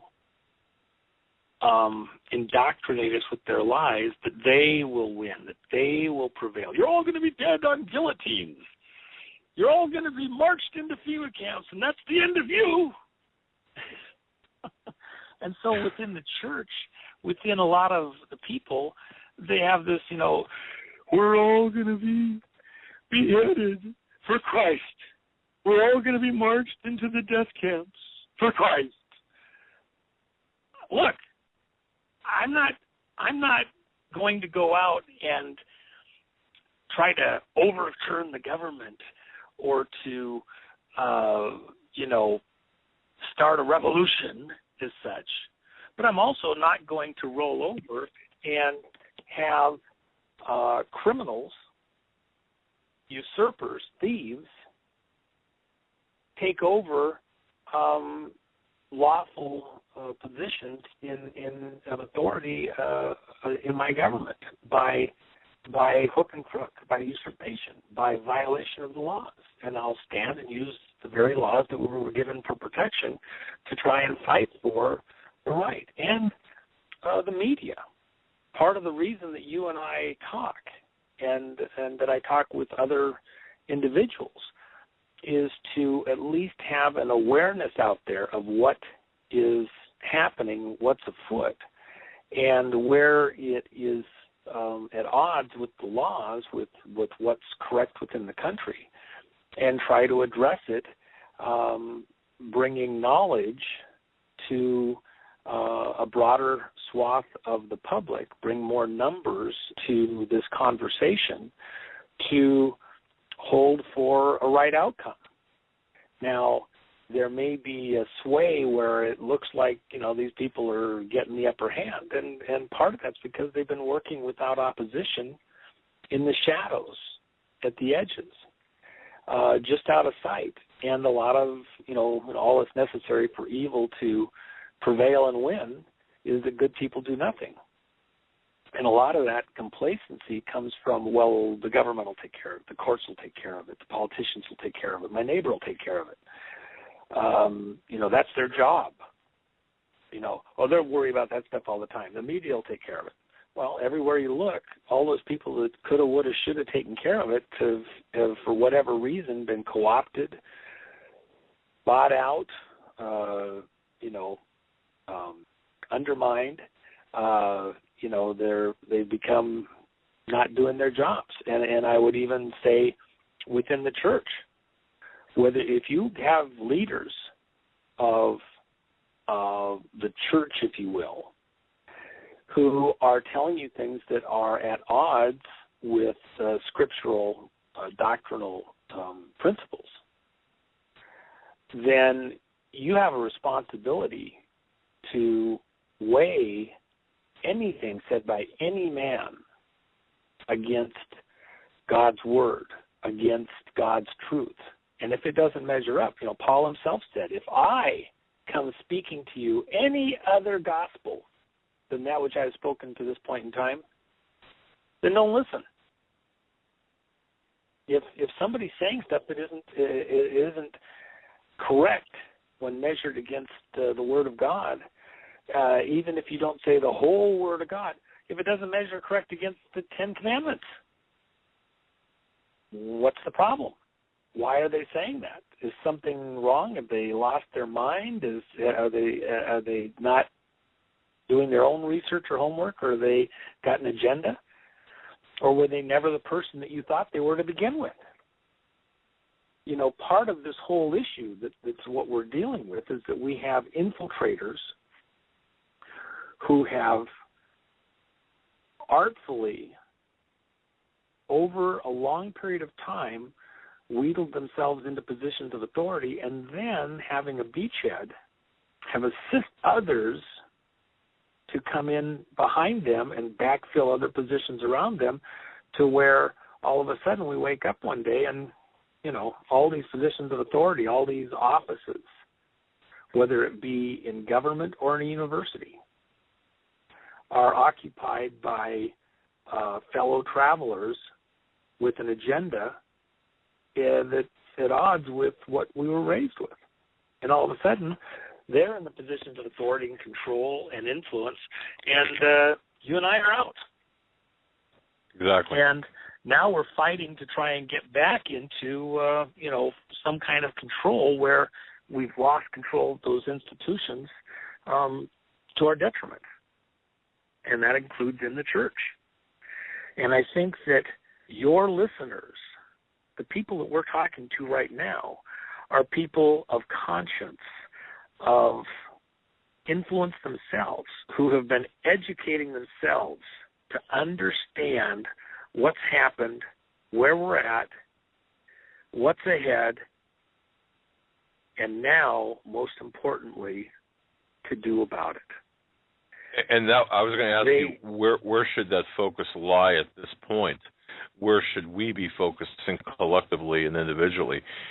And if I hear you correctly, your answer is what to do about it, because it could be a number of different things that we're facing. We don't know with precision what we're facing, but we know it's not good. So go ahead.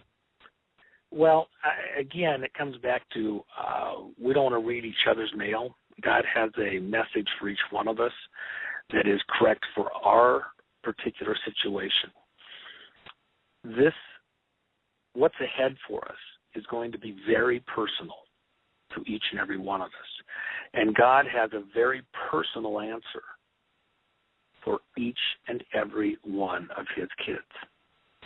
So if you want to know what's best for you to do, don't ask me, and don't ask Doug, and don't ask anybody else. You may have an informed understanding where God takes the information, the material that you've soaked in from shows like this, from other sources, from his word, but then he personalizes it just for that person.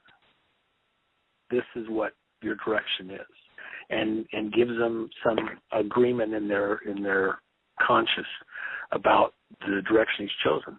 And I thought that Pastor Langford was absolutely correct. And in fact, you remember back when the Sunday shows started sometime back, and I had the conversation with you, and the response was to do that series of shows with Pastor Langston and Steve, where I suggested we needed a period of fasting to help to get clear minds about what was ahead. If any individual is actually serious, my response is, well, God's as serious as you are. God says, I'm as serious as you are. If you're serious about finding out what I want you to do, then you'll get serious about showing you're serious and being serious by your actions. You want a message from God, some divine, golden rod of light to your mind to give you clear direction or something. Well, maybe you need to put aside the things of the world for some space of time to get a clear word from God. And fasting doesn't have to be only food, although that's a key fast. But turning off the TV set, turning off the radio, turning off the other sources of input, and focusing in on hearing from God. I remember a spiritual leader, a friend of mine, who had a group of men that he was working with, and he told them not to read the paper for a month and get all these other sources of input out so that you were only getting your input from the scripture for a period of time. It was for a season. It was a fast. And that was a very hard thing, because for one of the guys it was a basketball playoff time period or whatever. But you find out where your priorities are. If you're really serious, personally I'd plan it for the right time so I could focus and wouldn't have this horrible distraction. But then again, God calls each of us in his own way. And I would seek out what's right for you, for your particular situation. Some people do what's called a businessman fast. Maybe they only fast one meal out of the day, but they do it for, a series of days or certain times, or it's other types of fasts, from other things that may be a distraction for them. that is what God's calling them to. But certainly, whatever it is that you're doing it unto God, and you're doing it at His direction, with in mind, God's as serious as you are. Are you serious? You want a word from God? Well, how serious are you? Well, then get serious. And then it should be with an understanding that you're looking for what God's calling you to do. It's not just about sacrificing to sacrifice. Remember, when Abel sacrificed, he sacrificed of the lambs of his flock, and it was a type of Christ, which was this sacrifice for salvation from the consequences of sin, for something into the future. It had meaning. It was an important ritual before God that showed that Abel understood what had happened and what would be required to reconcile with God. But Cain, his brother, he brought some of his produce from the fields and made a sacrifice of that, and it was not acceptable to God. Why? It was a sacrifice, but it wasn't the sacrifice that God was calling for. And it didn't recognize what God wanted or intended to do, or the message He was trying to convey in following through and doing that service, that ritual, with meaning. And so Cain didn't get it. And he didn't understand why his sacrifice wasn't accepted. He made a wrong sacrifice and it wasn't accepted by God, and he's like upset. Or it's like if you want to go visit friends and they are having a big party, and so it's, everybody brings something. So everybody shows up at the party, and you show up at the house, and other people have brought, beautiful salad, and somebody's brought some wonderful things to drink and punch or juice or something, and others have brought, a great steak or something like that. And you had some leftover turkey from a week earlier. It was Thanksgiving. It was actually a couple of weeks ago. It's a Christmas party, and it's a little old, and it's been in the fridge for a little bit, and the best pieces of all of it have been cut off. But it's what I'm bringing. How welcome are you going to be as a guest when you show up with a couple-week-old, dried out turkey with all the best parts going at the big Christmas party? I know some people like that. You come to God. Well, you're going to come to God with your leftovers? Well, after I got through the football game, and after I got through the basketball thing, and after I got through dealing with the stuff at work and everything else, okay, God, okay, now I have some time for you. Okay, listen, I need to know what's going to happen here and how I need to get ready for it. Okay, and so could you make it quick because I need to get some rest because I got to get up in the morning because we've got a golf game at 6:30 and the weather's going to be great tomorrow. So what were you trying to tell me about? What? That's a beautiful analogy. Don't expect God to. God is not fooled. He knows what is real and what isn't, and He knows when you're real and when you aren't. And before this is all over, I guarantee you, whatever fervor you're lacking right now, you'll probably be making up for it in the not-too-distant future anyway. So I would say it's better to get serious early while any kind of adjustments to your lifestyle, your mentality, efforts, preparations, not just for yourself but your family, have the most impact, have the most meaning. I mentioned to you the other day that I was at a change moment myself quite a long time ago, and I had a very specific choice to make, and I prayed through, and the choice was for me personally,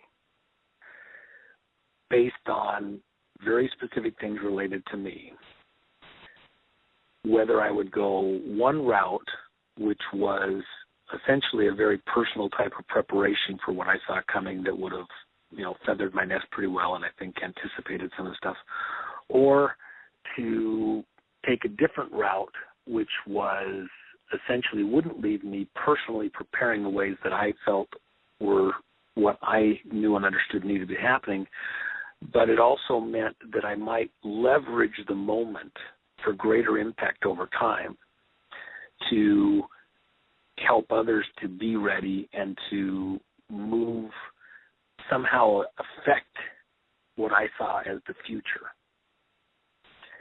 to make a difference. And for me, I felt that I had a very clear understanding from God, and I chose, what I believe was what God was calling me to do. I think either choice would have been acceptable, but one was preferred.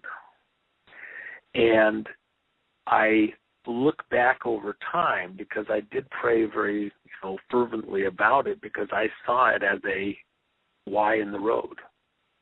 And that it was not that one was a wrong choice and one was a right choice. It was that one was the correct choice for me to lead a richer life of service with as a Christian. And one was, acceptable, would protect in a different way and have a different outcome. I just made a particular choice. And every one of the people listening to the show, God has a different message based on your personal situation. You have people that count on you. You have people that look to you, whether they're employees, co-workers, family, grandchildren. And a lot of what you might do to prepare for what's ahead, you can't even tell them about. It would be a waste of oxygen. You just rattle them. You wouldn't get their attention anyway. They're not ready to hear it. God's not talking to them right now. Talking to you. You do what God tells you to do, and then at the appropriate time, He'll use what you've done to bridge off it to deal with the rest of those that are counting on you, looking to you. You'll be moving ahead. You'll be scouting out ground ahead, like what Stan and Holly Dale have done. Important work. Not easy work. It's what they were called to do, and they're doing it. They might not have chosen it completely of themselves. They might have been driven to it a little bit, but God has His ways of dealing with all of us. And we benefit for, decisions and sacrifices that they've made. So what I'm concerned about is that for all that we hear the talk, very animated, very urgent about, war in the Mideast, guillotines, alien invasion. Yes, there's a lot ahead of us. And it's going to be very traumatic. But you got to think in terms of a longer race. You got to think bigger. You got to think multiple events, economic, natural, community, family, and realize that this is not just one flash in the pan and it's all over with. And if you've just made a little preparation with some gunpowder and bacon, that's probably not going to be enough. And even if you've made every possible preparation on the whole planet, best laid plans of mice and men, out of the frying pan into the fire.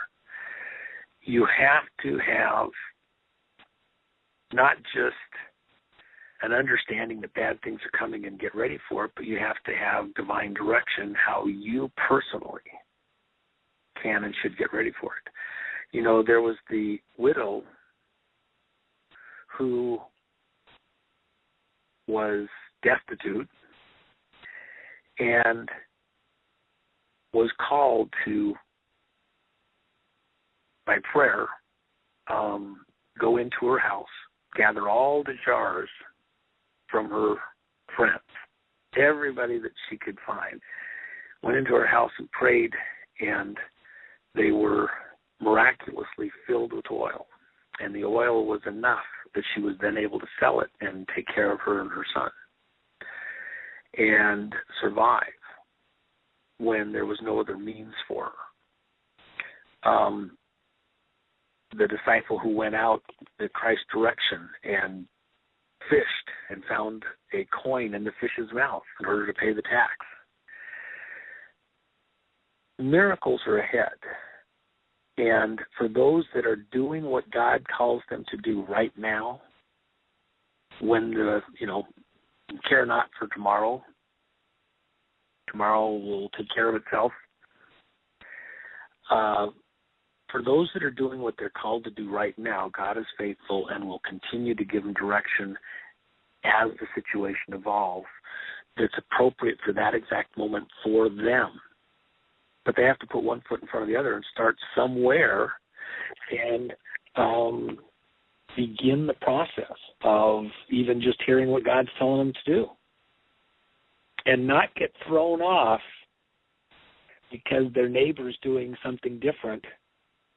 If God's not calling you to do it, your neighbor, your relative, somebody else is being called to do. We each have a role to play. And at the end of this, the one thing that I think is really important, and I call on an event that happened to Todd and Deanne Burke. They were missionaries, young kids, who found themselves in Cambodia just before Cambodia fell to the Khmer Rouge. They had gone there when all the other missionaries were leaving.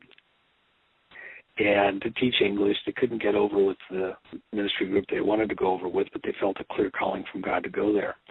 And so they arrive, and all they're doing is teaching English, and all the other missionaries are leaving and advising them, get the heck out of Dodge. It's going to come apart fast, and, anybody that stays is crazy.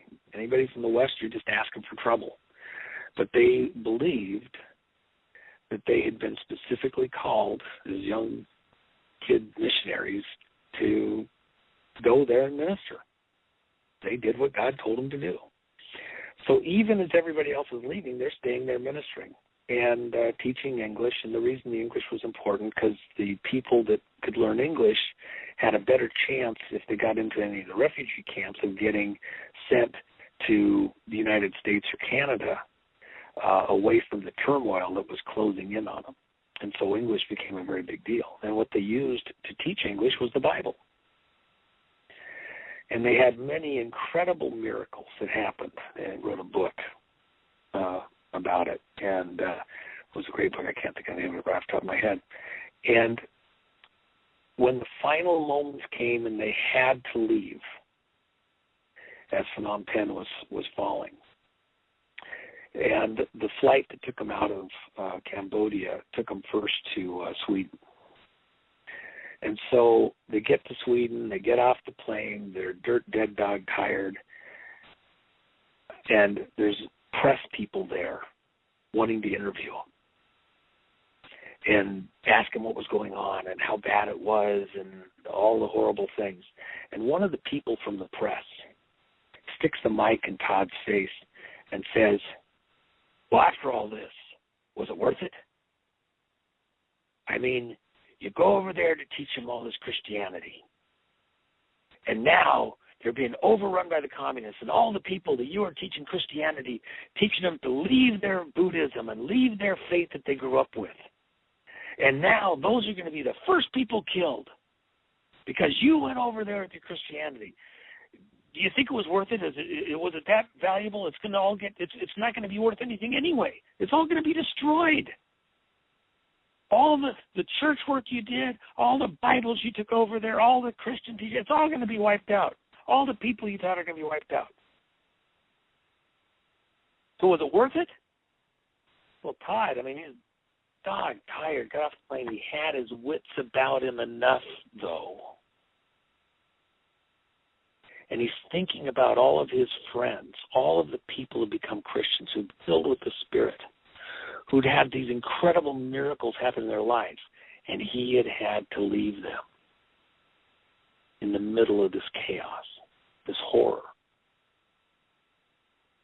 And then he's accosted by this reporter's question.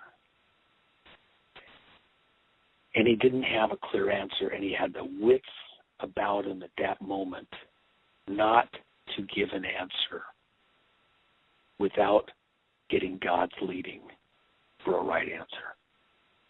And so he said, I don't know how to answer that question this exact second. Let me think about this and get back to you tomorrow and ask me that question tomorrow. He goes to the hotel. He gets his rest.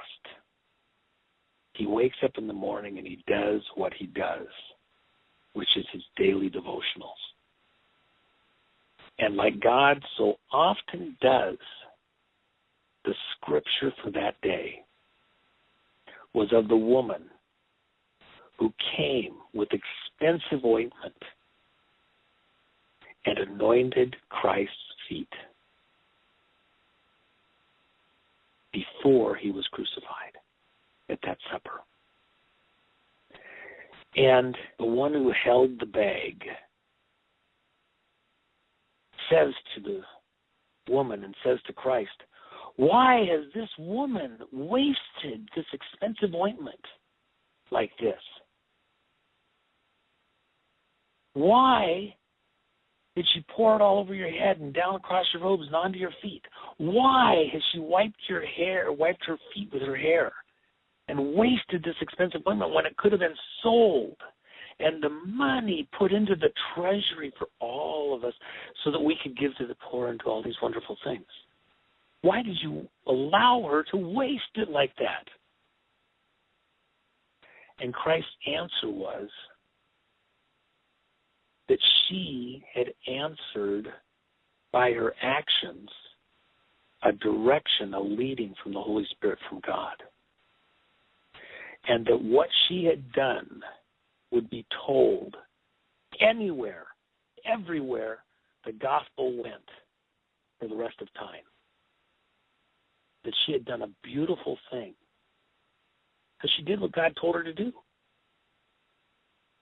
She anointed Christ, his body, for burial, understanding by Christ that he would be rising again. But his physical body was preserved by those preservative ointments. He was being prepared for what was just ahead. What to man looked like a horrible waste, and in fact, the greed of the one who held the bag. Think about that. Here's the treasurer for the apostles, Judas. And he holds the money bag, came and gave offerings, alms, to support the disciples. Or if Christ wanted to minister to somebody to give to the poor somehow, they'd put the money in the bag, which Judas held the bag. He held the bag. So if they needed bread for the apostles, the other apostles had to go to Judas. Hey, we need some money to go to the market and get some bread and eat. Oh, okay, well, how much do you need? Okay, be careful. He held the bag. He didn't make that money. He didn't work for that money. He didn't earn it. He just held the bag. But he somehow liked that office, wanted that office. And, of course, to other people, if he gave money to the poor or somebody else at Christ's direction, were they looking to God as having given them that service offering, or were they looking to Judas? And he liked being the person that people had to come to get it. That sounds like a lot of our politicians today with our tax system. They didn't work for it, they didn't earn it, but people go, Hagmann, please could you help me? Please could you give us this to help us do this other thing? Not even thinking of the citizens whose labor they're slaving to fill that bag up is the reason there's any money to go after in the first place. They held the bag. Remember, there was a sign of, political systems become. But here in this moment today, people are saying, well, why are you going to waste money saving up for the future with food or with other supplies or whatever? Why are you wasting it like that? Because we are being prepared for a horrible experience coming shortly, but not with the intention, belief that we're going to die and never come back, and not with the belief that we're only going to be spirits afterwards in heaven. When God spoke to Abraham in the dream and showed him his offspring and said, you will be the father of nations that are as the sand of the seashore, so many for number that if you could number them, they'd be more than the sands of the seashore. That's an incredible number. And then he says, or of the stars in the heaven. A lot of your listeners may not be thinking big enough. Do you know there's more stars out there in all the galaxies and all the stretches of the universe? There's more stars out there than there are sands at the beach on all the beaches of the world. If you could number the stars, and if you could number all the sand on all the beaches of this earth, there's more stars out there than there are grains of sand on all the beaches of the earth. But more importantly for us, that is a promise to Abraham of a physical seed and a spiritual seed. The physical, human bodies, life in this world, will be more than the grains of the sand on the beach. There's a promise that mankind, Adam's seed, will go out and populate not just this world, but worlds beyond, throughout eternity. And that there will be a spiritual seed of Abraham, children of faith, of promise, that will be even more than that. That it's not just angels in heaven and we're all up in heaven.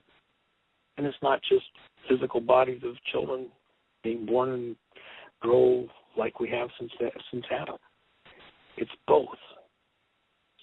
And that means that we survive, some of us, what's about to hit the world in a physical sense, that we occupy till he returns, and then we go on through that millennial period and well beyond that,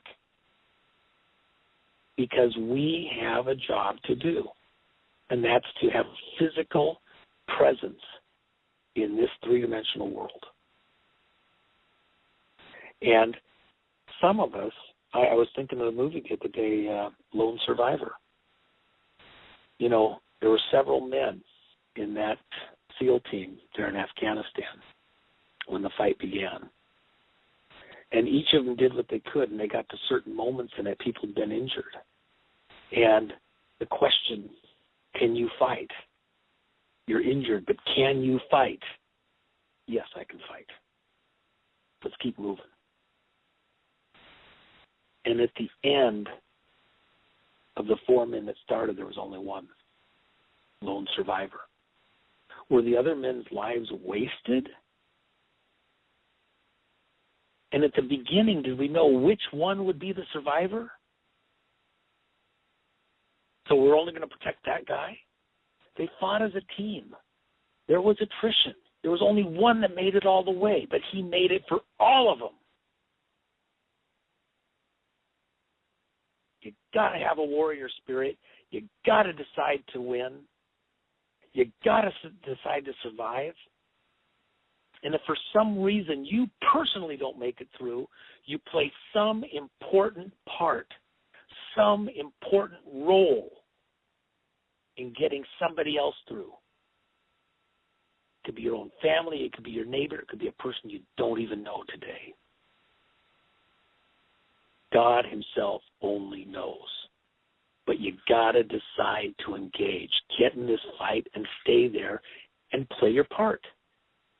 and not be fatalistic. The other thing that I was very concerned about, and it was really what started your and my conversation probably a week and a half ago, yes, was a conversation you had with a neighbor.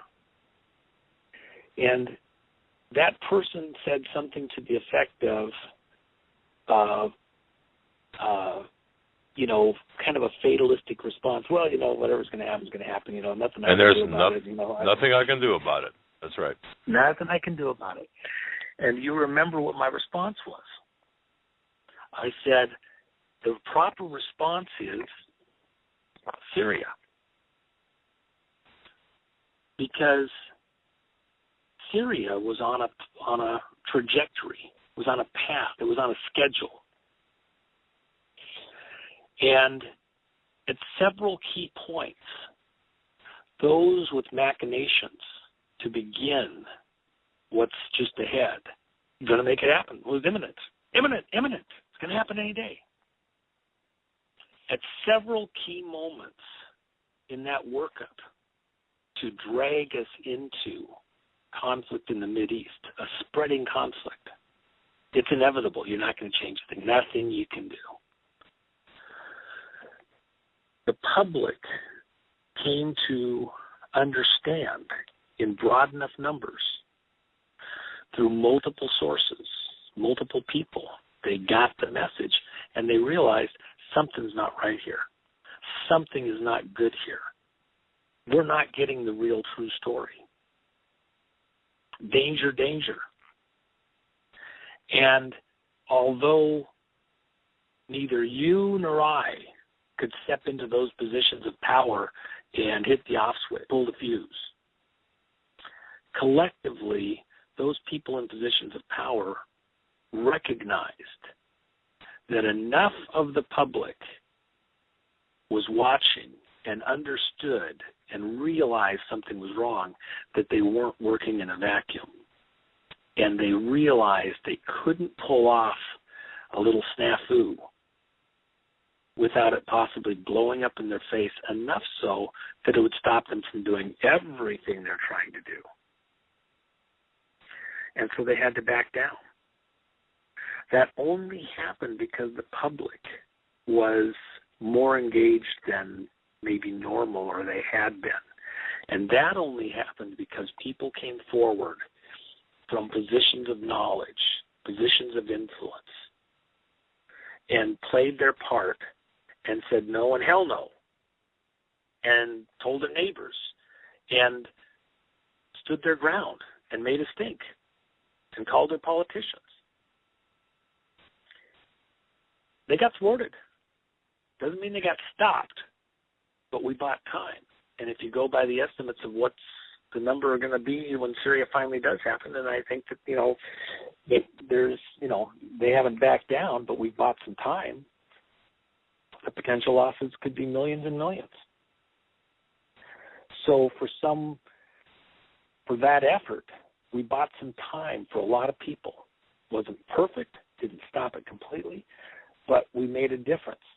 And in that time, maybe just a handful of people have their life changed, find a life, find God, find an eternal message. Was it worth it? Yeah. It's only one person. I think it's a lot more than that. We have to fight through. We can't be fatalistic. And we have to have a spirit of engaging. And no, I'm not going to give the enemy the win. And in fact, the Bible doesn't say he wins.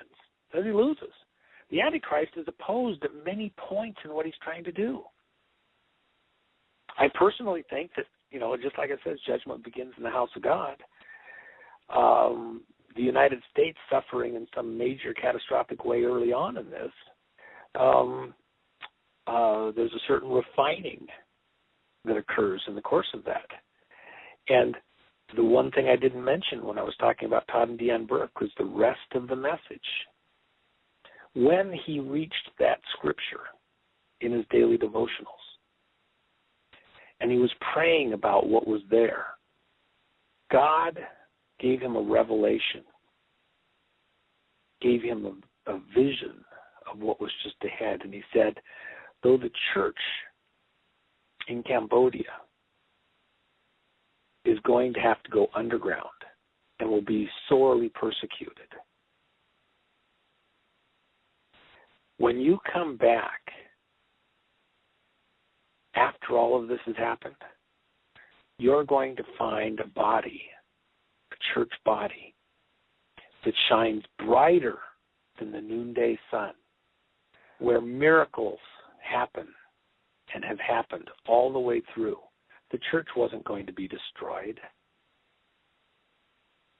The church was going to be strengthened, purified, come out of it gleaming. If we suffer persecution here in our country or in other places in the world, if we have to go underground for a period of time, are we defeated? Not at all. Or are it's new just a different opportunities tactic. being presented to us? Well, and God's dealing with this. He's taking his body, his church. You know, the story still sticks with me about in Poland, the priest that the underground, the subways. Yes. You know, that story which you related still sticks with me, and the change that could be made by one person who was forced. Well, the situation was forced.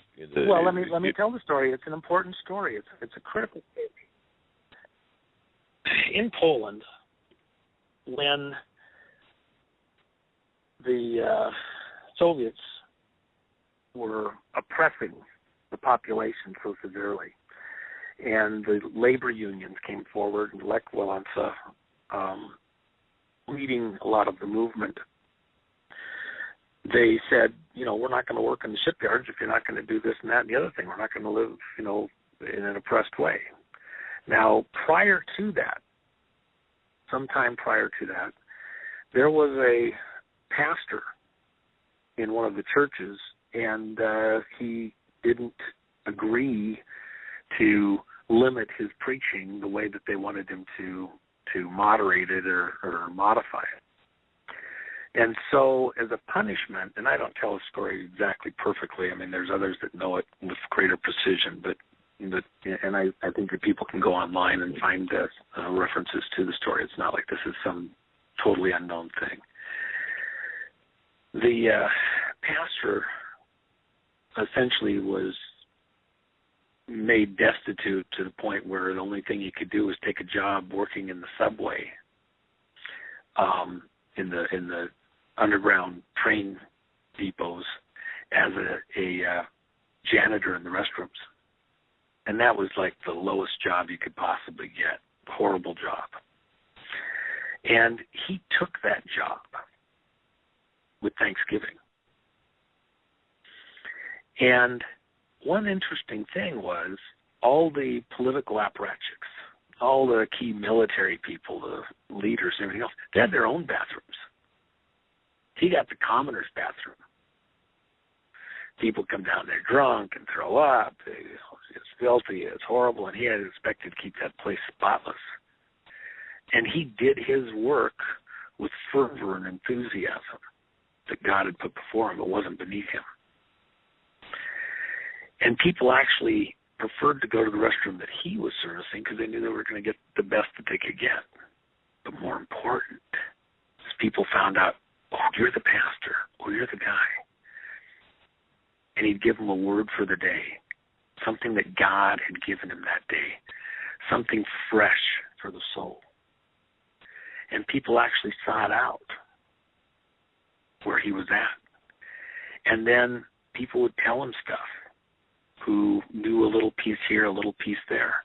All of a sudden, he's an information nexus. He knows things because people have let him know, and he could communicate stuff to other people. He became his own little internet site. And the political leaders, they didn't know about him because they would never trouble themselves to go to that restroom. It was beneath them. They got their own restrooms. The military people, they don't go there. They don't have to. So he was safe. God put him in a safe place to do a critically important job. And he became essentially God's information minister to help coordinate the activities between vast reaches of the population through those train terminals, where they're going back and forth all over the country. He could communicate with people across the whole country with a few talks and restrooms in the course of a day. He was right where God wanted him. The enemy put him exactly where God wanted him. Just like what happened with Joseph. They intended to do a bad thing, selling him into slavery, his own brothers. And he ended up exactly where God wanted him, and he could save a nation. Not just of the Egyptians, but of the Jews also, the children of Abraham. God has a specific plan for each and every person listening right now. Your job is to find out what it is. That's your mission impossible. God's probably trying to tell every one of your people something specific. He's saying, grab the camera on shelf such and so, and the message is inside there.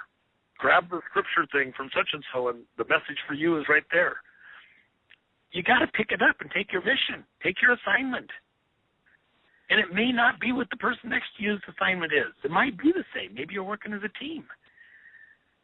But if we all take our assignments, at the end of this thing, we're going to win.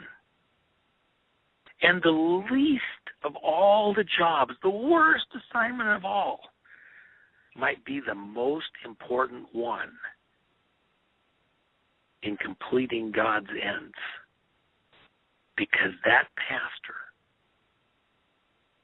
at the end of the revolution, the people went down and pulled him out of that job and brought him up to the top of all of the celebrations, recognizing that he had played such a critical, crucial, important role, unseen in the broader picture till that moment. It's amazing. It's an inspiring story, and that's all of us, or it could be all of us, if we pay attention. Every one of your people, something that God's calling them to do may look completely, the restrooms in the subways, and that's an important part of God's work. Well, it might not look like it's important to you, and it might look like it's important to your neighbor, but in God's scheme of things, it's a hinged thing. If we all do what we're called to do, even on a day-to-day basis, where's the resisting evil?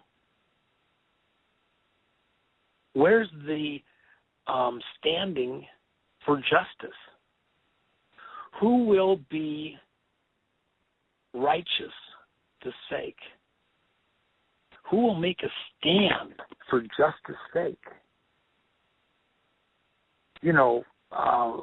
There is some turning going on, just like with the abortion issue. We see that the numbers are starting to turn.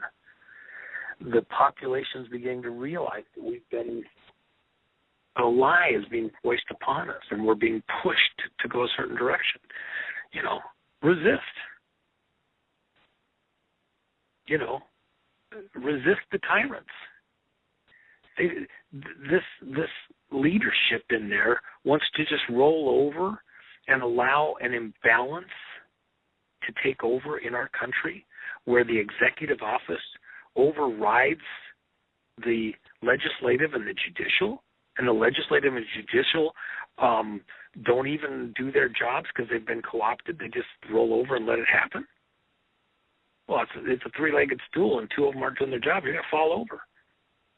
And the people, you see, one of the things that I understood a very long time ago, my very good friend Larry Abraham, who with Gary Allen wrote the book None Dare Call It Conspiracy.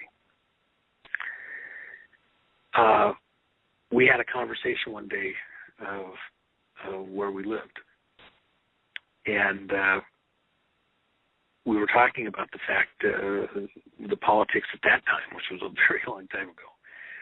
And we came to the conclusion that people get the government that they work for, earn, and deserve.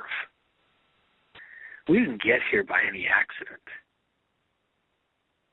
We worked for and earned this government misfunctioning that we're experiencing right now. The only way we get it back on track is to work for and earn just government back by holding the line, by demanding that the laws be followed, that the courts do their job. And just like Syria, did anybody walk into any of those places of power and flip a switch and say, you're not doing this? It was the broad population realizing the herd wasn't going along with this. They couldn't do it in a vacuum, and the herd would stampede. It's a very small number in these positions of power in the government. The people have to go along with it for them to get what they want, by acquiescence or by action. And your listeners in their personal life, the people around them, the family, the people that God puts in their life and them in those other people's life every day, where they're at, in their job, in the subway, in the latrine, they can influence, and they need to influence, but not just with what's in the paper today, which anybody can get anywhere. Not just with their musings about an interesting poem that they heard the other day, but with something fresh from God that God himself gave them that day. He had a word from God every day. He prayed over what he might say to people during the course of the day. And God gave him things through some of the contacts he had during the course of the day that got spread out. Your listeners need to be attuned to the move of the Spirit and conveying fresh produce, meat, for those people that they're in contact with, a little nugget, not stuffing it down their gullets, not forcing them, but something there on the tray that's available to them. And people, well, it's interesting, lots of interesting things, yeah. Things that they know that those people are going to want, that fit that particular audience. Something that God has given you for those people. Because at the end of the day, if you're going to make it through this, it's going to be as the body of Christ and you finding your place in the body of Christ. Because at the end of this, body of Christ is perfected and stands in the way of sinners, stopping them from doing what they would do. We occupy. We're an occupying army. And we're not given up. We're not given in. And we're sticking together, holding for the truth, holding for justice sake to that which is right. And if 1,000 fall at our left hand, if 10,000 fall at our right hand, we will trust God to get us through according to his purposes. I'm reminded, just as a closing thought here, of a sermon that I heard when I was a young guy. And it struck me at the time. And the pastor was talking about a kid who tried to recite the Lord's Prayer. And he says, "The Lord is my shepherd. What more could I want?" The Lord's Prayer, that's so solemn. It's my prayer. Tailored appropriately. Yes. The Lord is my shepherd. What more could I want? You got all these people. We're at the edge of the valley of the shadow of death for some people. But at a different level, you know what? And I heard Billy Graham say this once, and it's so true. It's not only about the end of the world and revelations and knowing what's going to happen tomorrow and anything else. For you personally, God may have a different plan for you, because for you, the end of the world is tomorrow, tonight, any second. We don't know when each of our ends is with precision. Only God knows that. So we do what God calls us to do, to play our part, to do our piece that he's called us to do, and let God deal with the big details and how it fits into his broader plan. And if we do what we're called to do by God,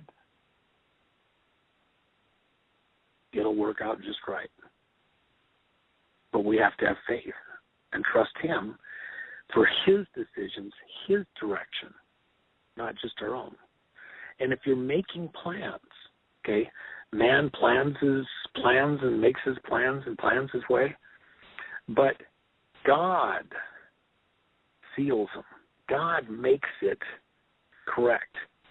You know, you make your plans and God laughs.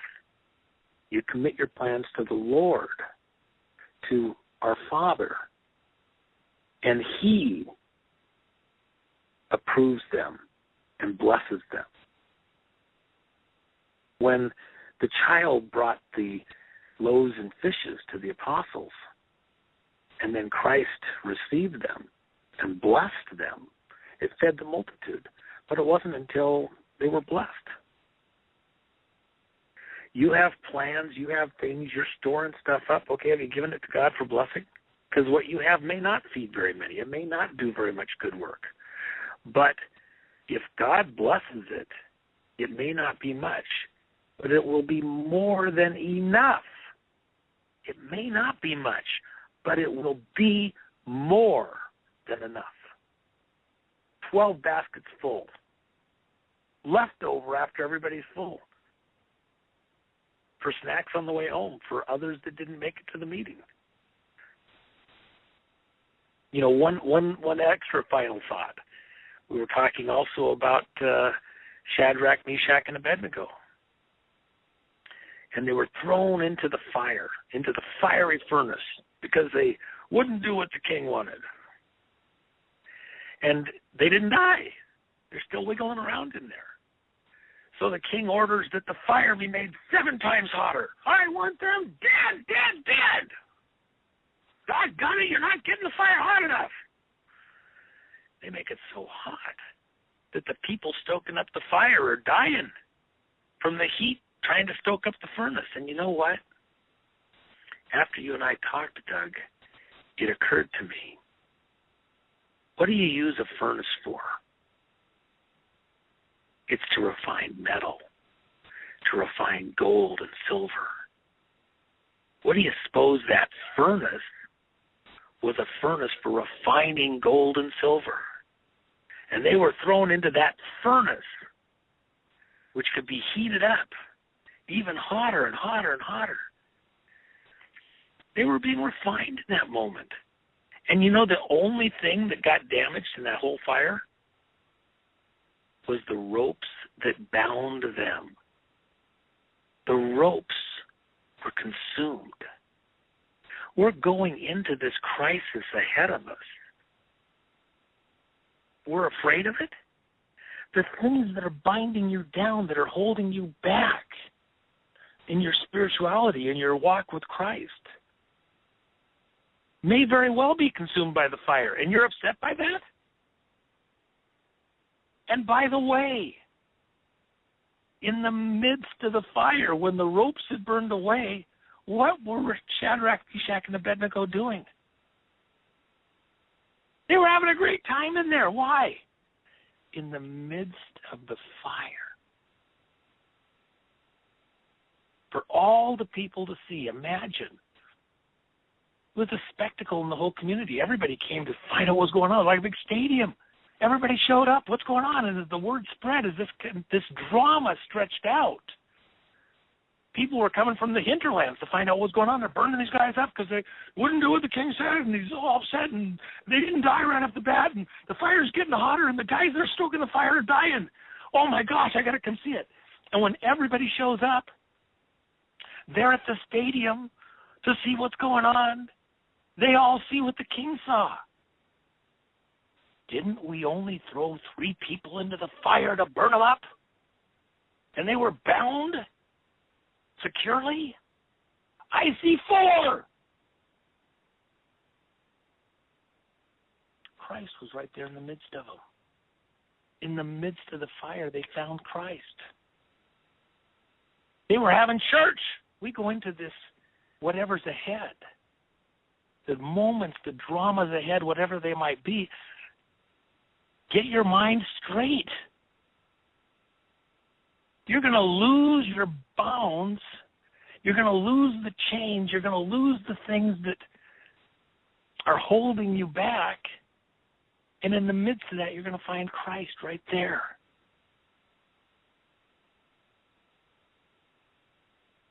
Get your mind right now. Find out what God wants you individually to do, what your part is in it. Some people show up with oil. Some people show up with, any number of things.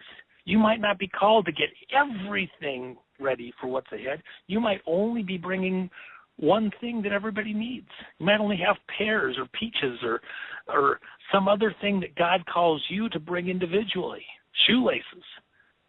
But if you bring what God told you to bring, other people follow God's direction in the body, in the community, everybody bringing what they're told by group, it'll be enough. It'll meet our needs. Amen. And God will bless what you've brought, and your provisions will be that which is blessed to help everybody. Wow. It's fantastic. And folks, please listen. If necessary, re-listen to what W has said. It's so important. This is absolutely what was needed, I think, a shot in the arm to everybody. We've got about 4 minutes left here. Closing thoughts. Well, I pray for all of your audience. And my prayer for them is that each one of them will get a word from God for them personally. I know they tune in to get the latest from us and to hear something that, we may know about or be aware of, that we know that they want to hear or should be concerned about. And that's important. And it's good that they're doing that here and other places, that they're being attentive.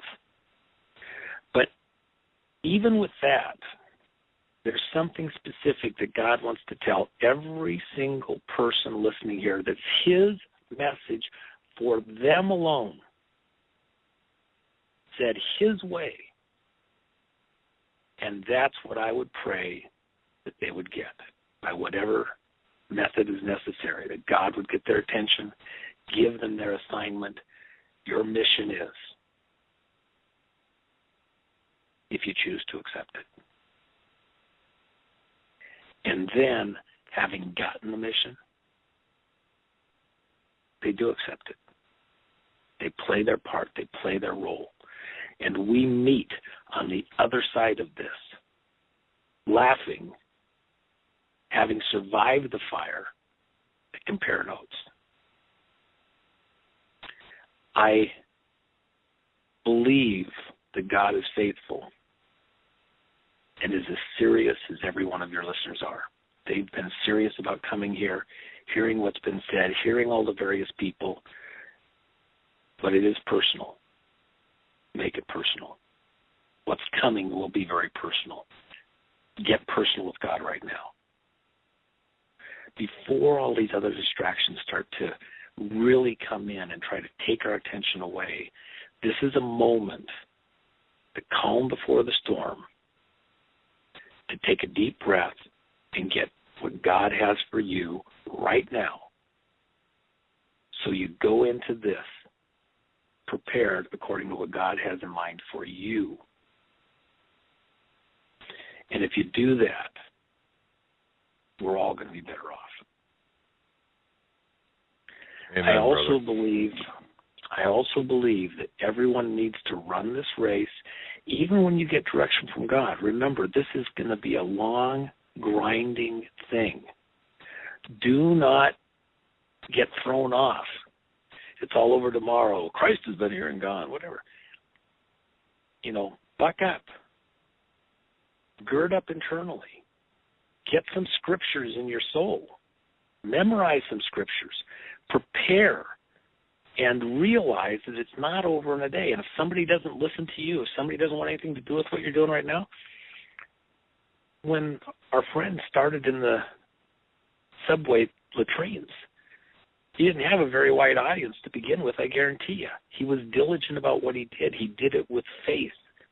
And God grew that into an important underground ministry that changed a whole nation. America is not out yet. And if these evil people want to sink us, well, God might have a different idea. And if he breaks up the boat, I'm going to find a freaking beam and hold on. Come on, man. We'll all be in the water together. Right on. Let's come on. Get that warrior spirit in place and decide to win and be part of the victory. Not crying in the beer about the fact you're working in the latrine exactly where God intended you to be. Come on, man. Quit your complaining and get on board. Let's go. Let's get